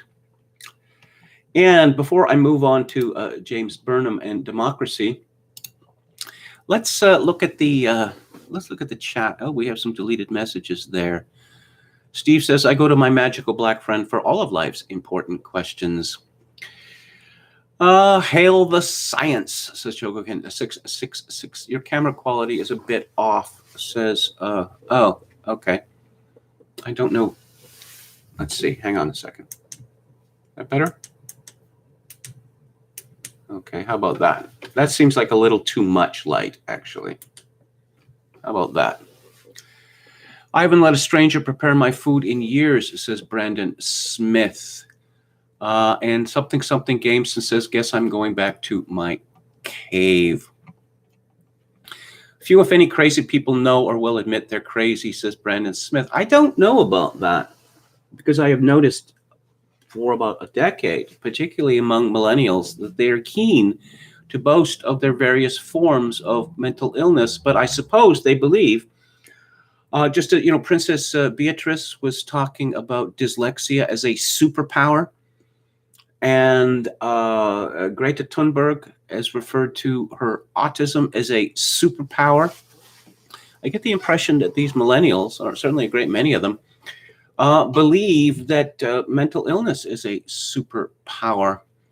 William Hicks says they've been working hard, staying at home with the shades drawn, compulsively washing and wringing their hands, waiting to receive the all clear, a bunch of cowards. Well, we were told about a year ago, COVID-19, it could live on surfaces for up to 9 days. And then very quietly, a few weeks ago, we were told, no, actually, COVID-19 is, it's communicated through breathing, coughing, sneezing, or whatever, not through surfaces. But I suppose people are going to continue to wash their hands raw. I once worked with the newspapers. That is to say, when I was a talk radio producer, I had to make a lot of clippings. And so your hands get covered with ink. And I found myself washing my hands at the radio station, 10, 15 times a day. And there were paper towels to dry their hands. And I was literally making my hands raw. So my advice is, if you're going to be washing your hands 15, 20 times a day, make sure that you have a cloth towel. Also, where can we find info on the effects of masks? I would like to know effects of long-term mask wearing. So would I. Halper says Kevin seeks any excuse to say Jacinda Ardern. Yes, the sad Muslim lady. GC Snell says, want to trigger liberal Canadians, praise Ron DeSantis. Well, people will talk. What, a few weeks ago, BC was being called Canada's Florida. You know, there's apples to apples comparisons and apples to oranges. Famously, the demographics of Florida are very different from the demographics of British Columbia. In fact, the demographics of Florida are far more conducive to COVID-19 deaths. People are older there, significantly older in Florida than they are in British Columbia, and they are significantly fatter than they are in British Columbia. But this is never taken into account. So back to Burnham. He writes, in the economic structure, the economic arrangements which during the past several centuries aided political liberty are being rapidly swept away. Private capitalist ownership of the economy meant a dispersion of economic power and a partial separation between economic and other social forces in a manner that prevented the concentration of an overwhelming single social force. Today, the advance of the managerial revolution is everywhere concentrating economic power in the state apparatus, where it tends to unite with control over the other great social forces, the army, education, labor law, the political bureaucracy, art, and even science. This development, too, tends to destroy the basis for those social oppositions that keep freedom alive. Now, of course, conditions have changed a great deal since 1943, and the managers are more in charge than ever. However, we have seen the rise of woke capital, this coalition between big business and big government. That big business agrees to support the government's ongoing social revolution, and in turn, it gets certain favors from governments.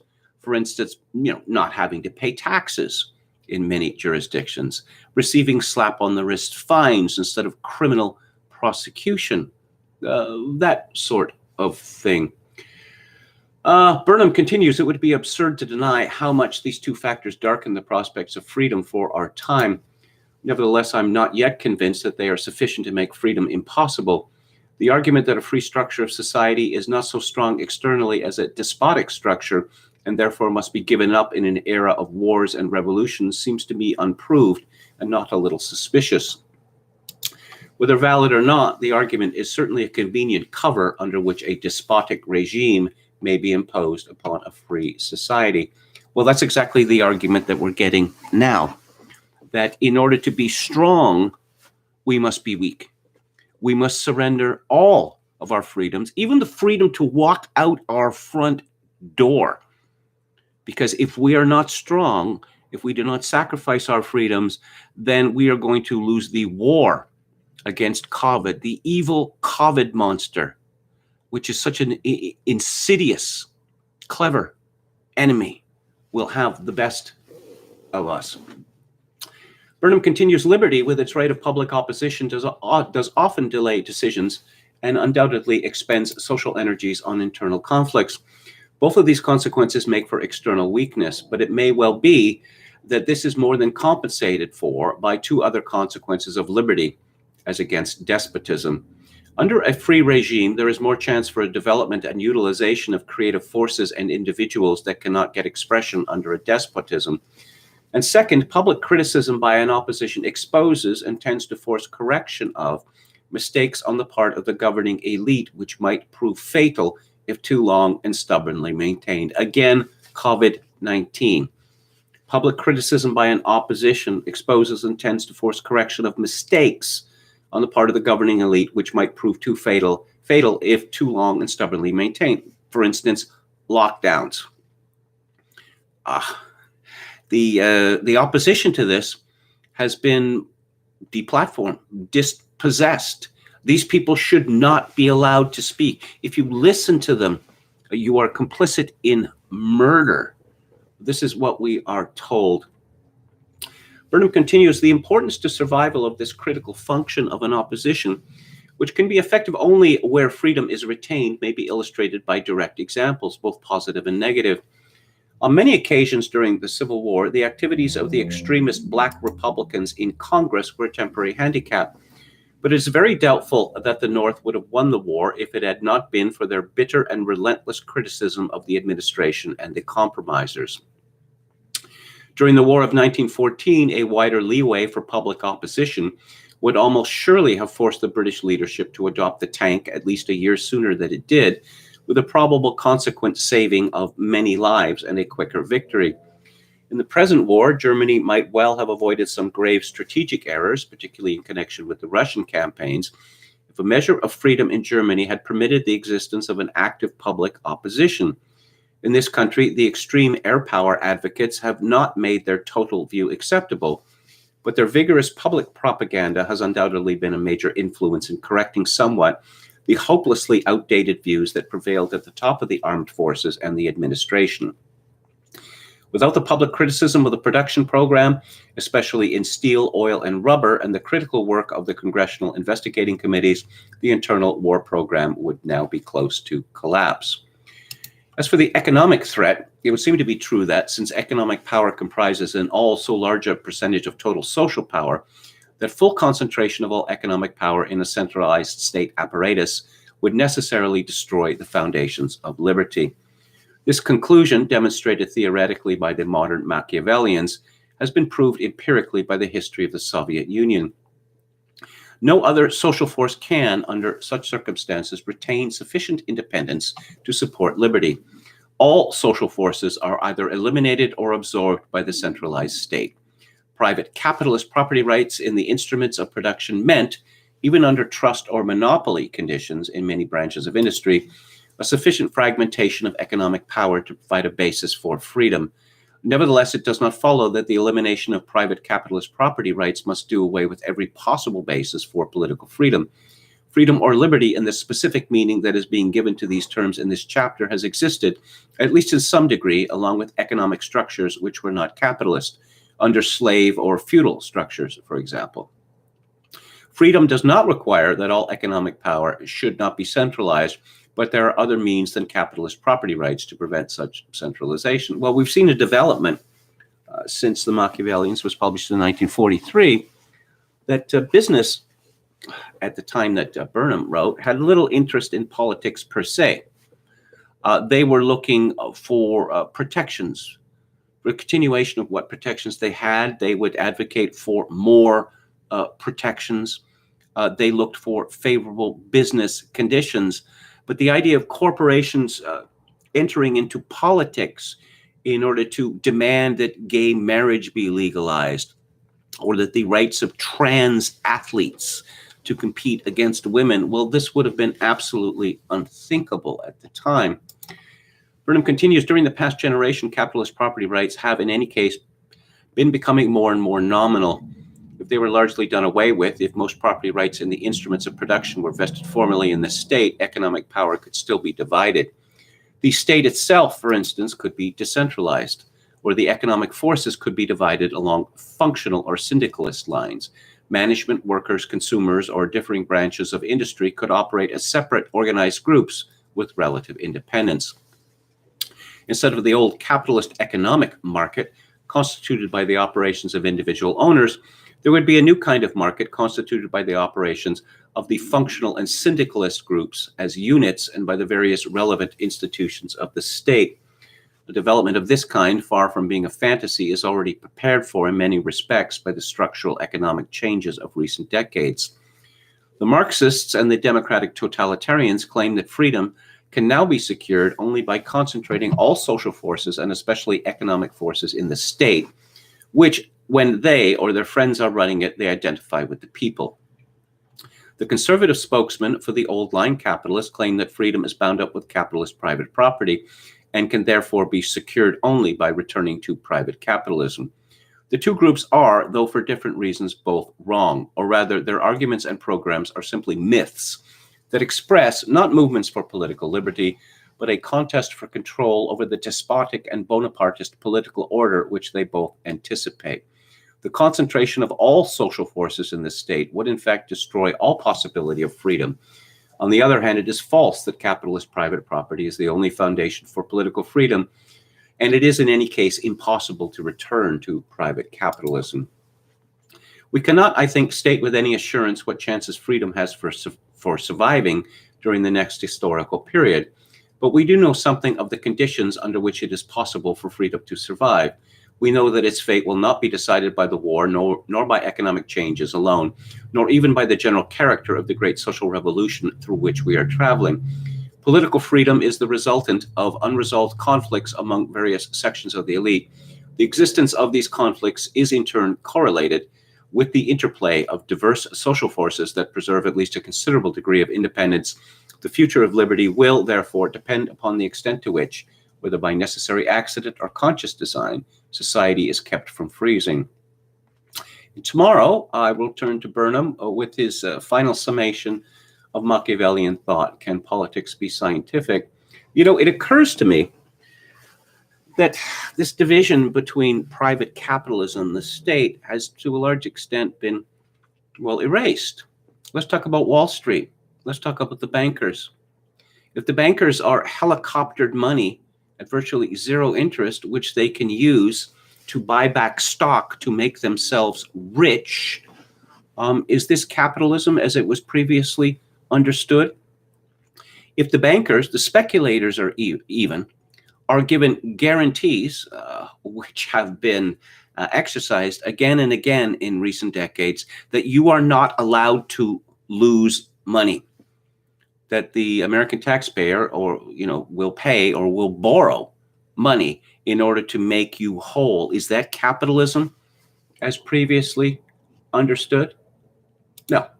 Again, when Alan Greenspan decides that the business cycle is not relevant anymore and there's not going to be any recessions, is this capitalism as previously understood? No, it is not. And I'm going to go back to the chat here. 10 times views if you do interviews. Okay, says Quachulango. Possibly. Florida Mannerbund beats my Seattle Atlanta Mannerbund by a few hundred miles. The magical properties of the coronavirus, today's blast from the past. Okay, it's still a good idea to keep your hands clean. Yeah, it is, but I'm a little worried. I'm not the only one about this use of sanitizers. At a certain degree of infestation by germs is healthy. It helps, builds up resistance, immunity. And as previously mentioned, some people believe the rise in allergies, asthma, et cetera, has something to do with the fact that children used to be dirty. They used to go out, and literally play in the dirt. Now that sort of fun is banned. So they don't build up this resistance.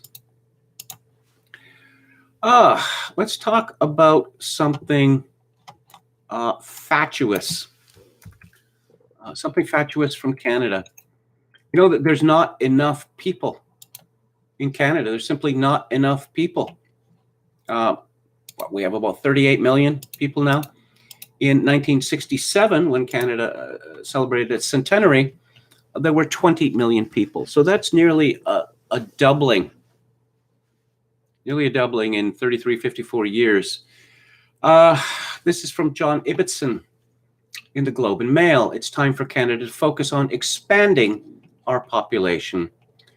On Brian Mulrooney's watch, Canada almost tripled the number of immigrants coming to Canada each year from fewer than 90,000 people to more than 250,000. Yes, this is one of the reasons why I say that Brian Mulroney was a worse prime minister than either Lester Pearson or Pierre Trudeau.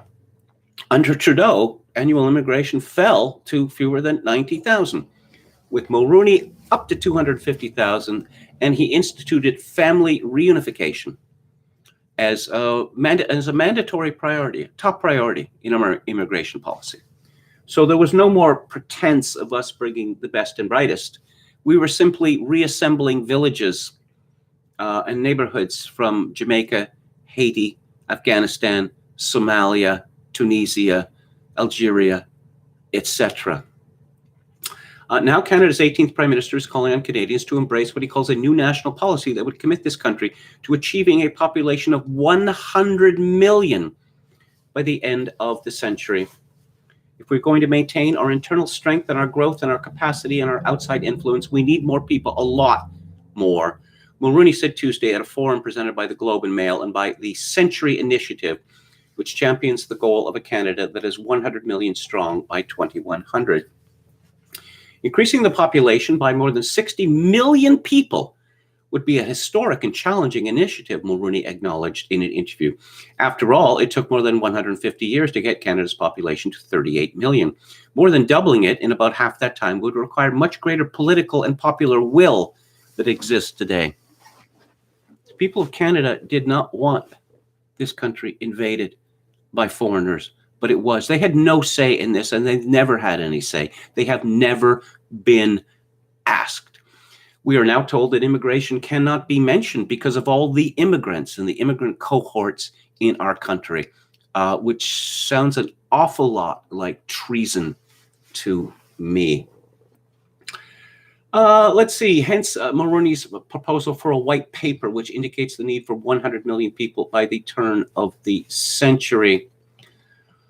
Let's see. Conversely, a white paper on immigration produced 3 years earlier, which called for the final dismantling of racial barriers to accepting newcomers, led the Pearson government to invent the point system, which rated applicants based on how well they matched what the country was looking for, regardless of race.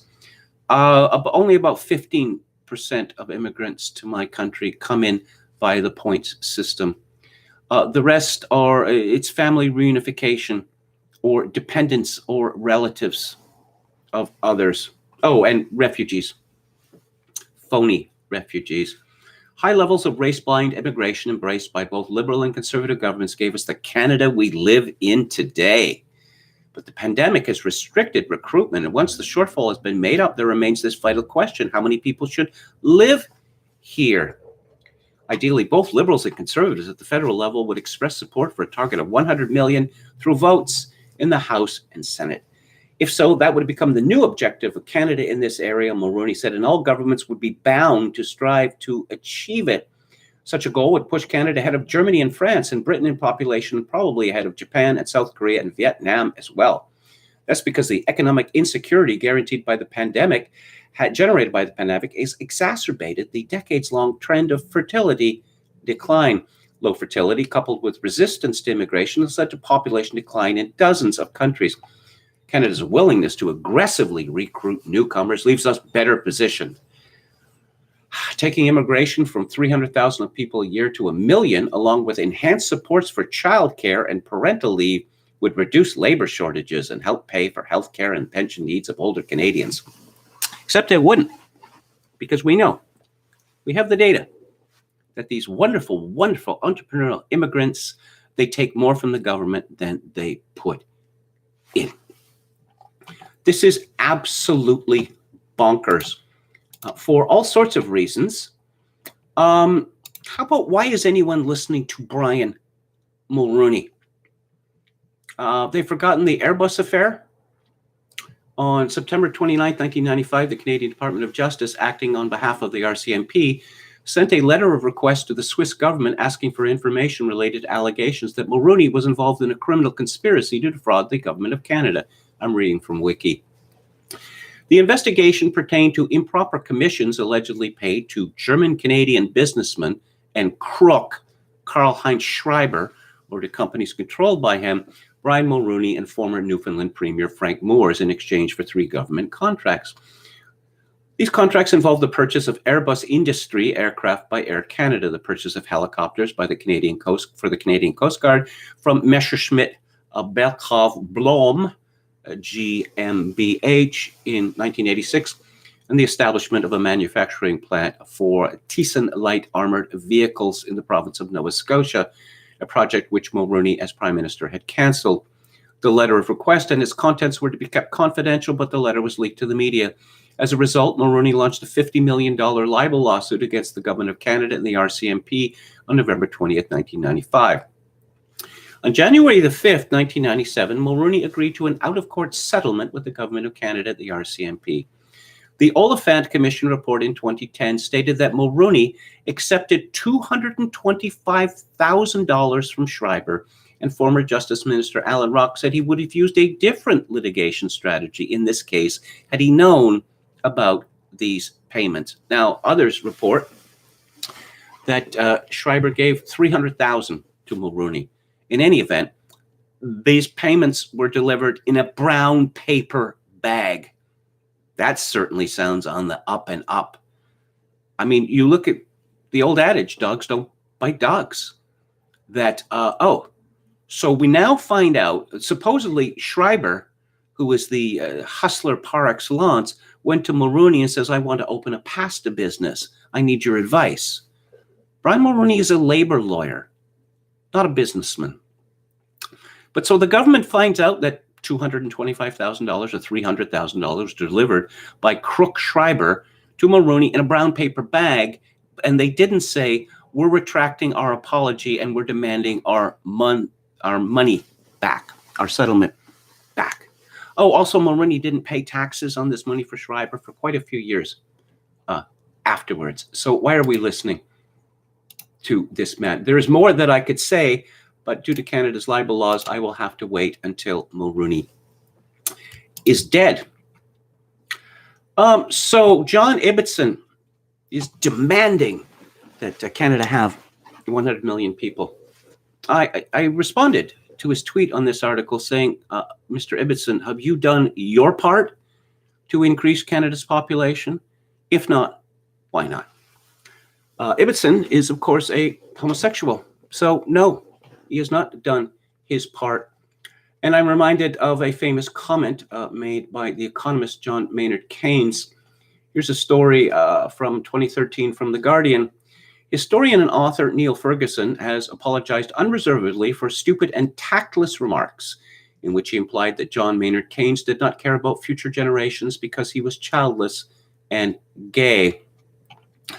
Yes, Keynes had famously said, in the long run, we are all dead. And Neil Ferguson, and he's not the modeling maniac. There's a different Neil Ferguson. Many people before Ferguson have noted that to a homosexual like John Maynard Keynes, no, they have no investment in the future. You know, hey, Ibbitson's not willing to do his part. Where are these 100 million people going to live? This influx of immigration into Canada has pushed housing prices in Vancouver, Toronto, Victoria, and other places to stratospheric levels. People can no longer afford to live in the city, so they move farther and farther and farther and farther out where they have to commute. In southwestern British Columbia on the coast from Squamish, which is just south of Whistler, to the U.S. border, it has all been paved over. Are we all going to live in Pruitt-Ego accommodation? Or is all of Canada going to look like Hong Kong? What sort of maniac would consider this to be a good idea?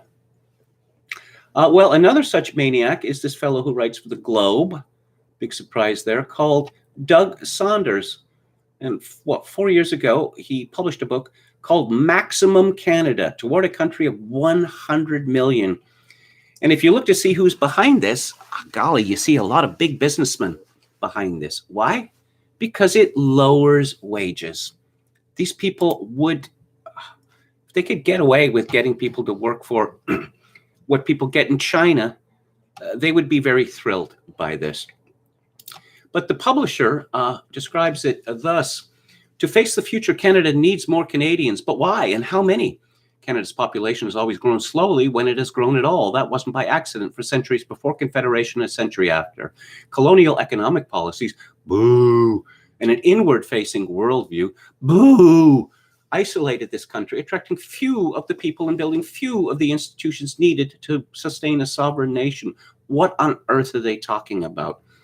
In fact, during most years before 1967, a greater number of people fled Canada than immigrated to it. Oh, and that's why Canada's population grew to 20 million. Canada's growth has faltered and left us underpopulated ever since. I wonder if Doug Saunders, who lives in Toronto, I wonder if he and his journalist wife, they already own their condo. At Canada's 150th anniversary, a more open, pluralist, and international vision has largely overturned that colonial mindset. Boo! And become consensus across the country and its major political parties, but that consensus is ever fragile. Our small population continues to hamper our competitive clout, our ability to act independently in an increasingly unstable world. Word salad. And our capacity to build the resources we need to make our future viable. In 1967, Canada was arguably, in terms of material wealth, in terms of general peace, good order, in terms of equality, Canada was arguably in 1967 the best country on earth. But our leaders, and I think primarily motivated by spite and boredom, decided to destroy that country. To some degree out of envy of the United States. Oh, the United States is a racial cauldron. How come Canada isn't a racial cauldron? Well, congratulations, elite. You have made Canada a racial cauldron. Finally, I want to say something about Victoria. I came across this by accident today. Oh, Felix Culpa. This is from Adam Chan at CTV News. A man was taken into police custody after he allegedly attacked a shelter worker and a Victoria Police Department officer in the early hours of Wednesday morning. That would be today. Police say they were called to the shelter site in the 1900 block of Blanchard Street around 12:30 a.m. for reports of a man assaulting a shelter staff member. I saw that 1900 block Blanchard Street. Well, that's just one block up the road from where I am now. The man then fled the area and was located by police a short distance away from the temporary housing facility. Once officers arrived, the man began punching a police vehicle and tried to strike a police officer in the face. After a brief altercation, the man was taken into custody. Police say the shelter staff suffered non-life-threatening injuries. The man was held in Victoria police cells and is facing recommended charges of assault and assaulting a police officer. He has since been released on conditions until his next scheduled court date, because he doesn't sound dangerous at all, does he? A person who is willing to assault a police officer or, attempt to assault a police officer knowing what the likely results of that are, does not strike me as a balanced person. And here's another story which came up today.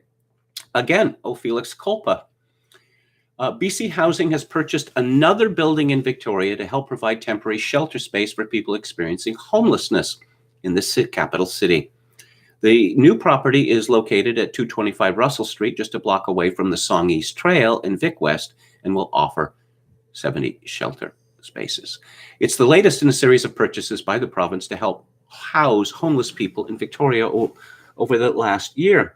Okay, so the Song East Trail is a well-known amenity in this area, and it's not going to be an amenity any longer. It's going to be an al fresco shooting gallery where the homeless get together to shoot and snort and drink and, leave bottles and needles everywhere and quite possibly, attack people who want to use the trail. Not that they're going to want to use the trail anymore.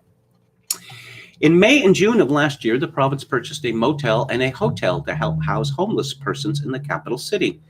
The provincial government and the city have committed to finding temporary housing by April 30th for more than 200 people currently living in outdoor encampments. To date, 116 people have been moved indoors into shelter spaces in the Save on Foods Memorial Center and the Capital City Center Hotel. The Save on Foods Memorial Center, yes, that's the 1900 Blanchard. That's the hockey arena and concert arena They have office space in there, but I guess because of the coronavirus pandemic, they can't fill the offices, so they put homeless people in there. The Capital City Hotel is half a block away from where I am sitting now, which is also makes it half a block away from the former Paul's Motor Inn, which is now full of homeless people. So it turns out I am living in the homeless hub of Victoria. The province invested 9.4 million people to purchase the building at 225 Russell Street and is in the process of renovating it for its new use. The annual operating costs are pegged at another 2 million. Okay. So Victoria, some years ago, decided in its wisdom to advertise how much it loved junkies. What can we do for you junkies? Tell us what you want and we'll give it to you. Now they're giving junkies free high-class heroin, among other drugs.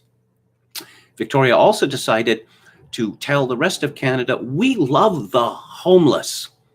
If you got nothing, got no prospects, yeah, maybe you're really not a very stable person, come on down to Victoria and we'll do whatever we can for you. So Victoria is now increasingly dominated by deranged homeless people, shrieking obscenities, threats, dragging their dogs around, leaving dog mares all over the streets of downtown. Just, how would I say, enabling a sort of low-level anxiety at all times and a high level of anxiety when the police cars and the ambulances and the fire trucks scream through the streets with their sirens on. Victoria, it's become a shithole. I mean, there's still nice places in the city, but all of the built-up areas of Victoria now are threatening and increasingly the kind of places where sane people don't want to go. So I guess we're the San Francisco of the North, and hooray for that. Let's take a final look at the chat. Isn't harm reduction great, says Ogan's Iron. Yeah, harm reduction. Whose harm? Whose harm? Gotta love the harm reduction industrial complex, says Ogan's Iron. Free phones, free drugs. Come to Victoria, says Dan. What? Something about a rig. The joys of, yeah, the harm reduction. It's getting worse. I walked around Green Lake last night and could hear random homeless in their tents screaming. Some guy in Bellingham was nearly killed with a brick.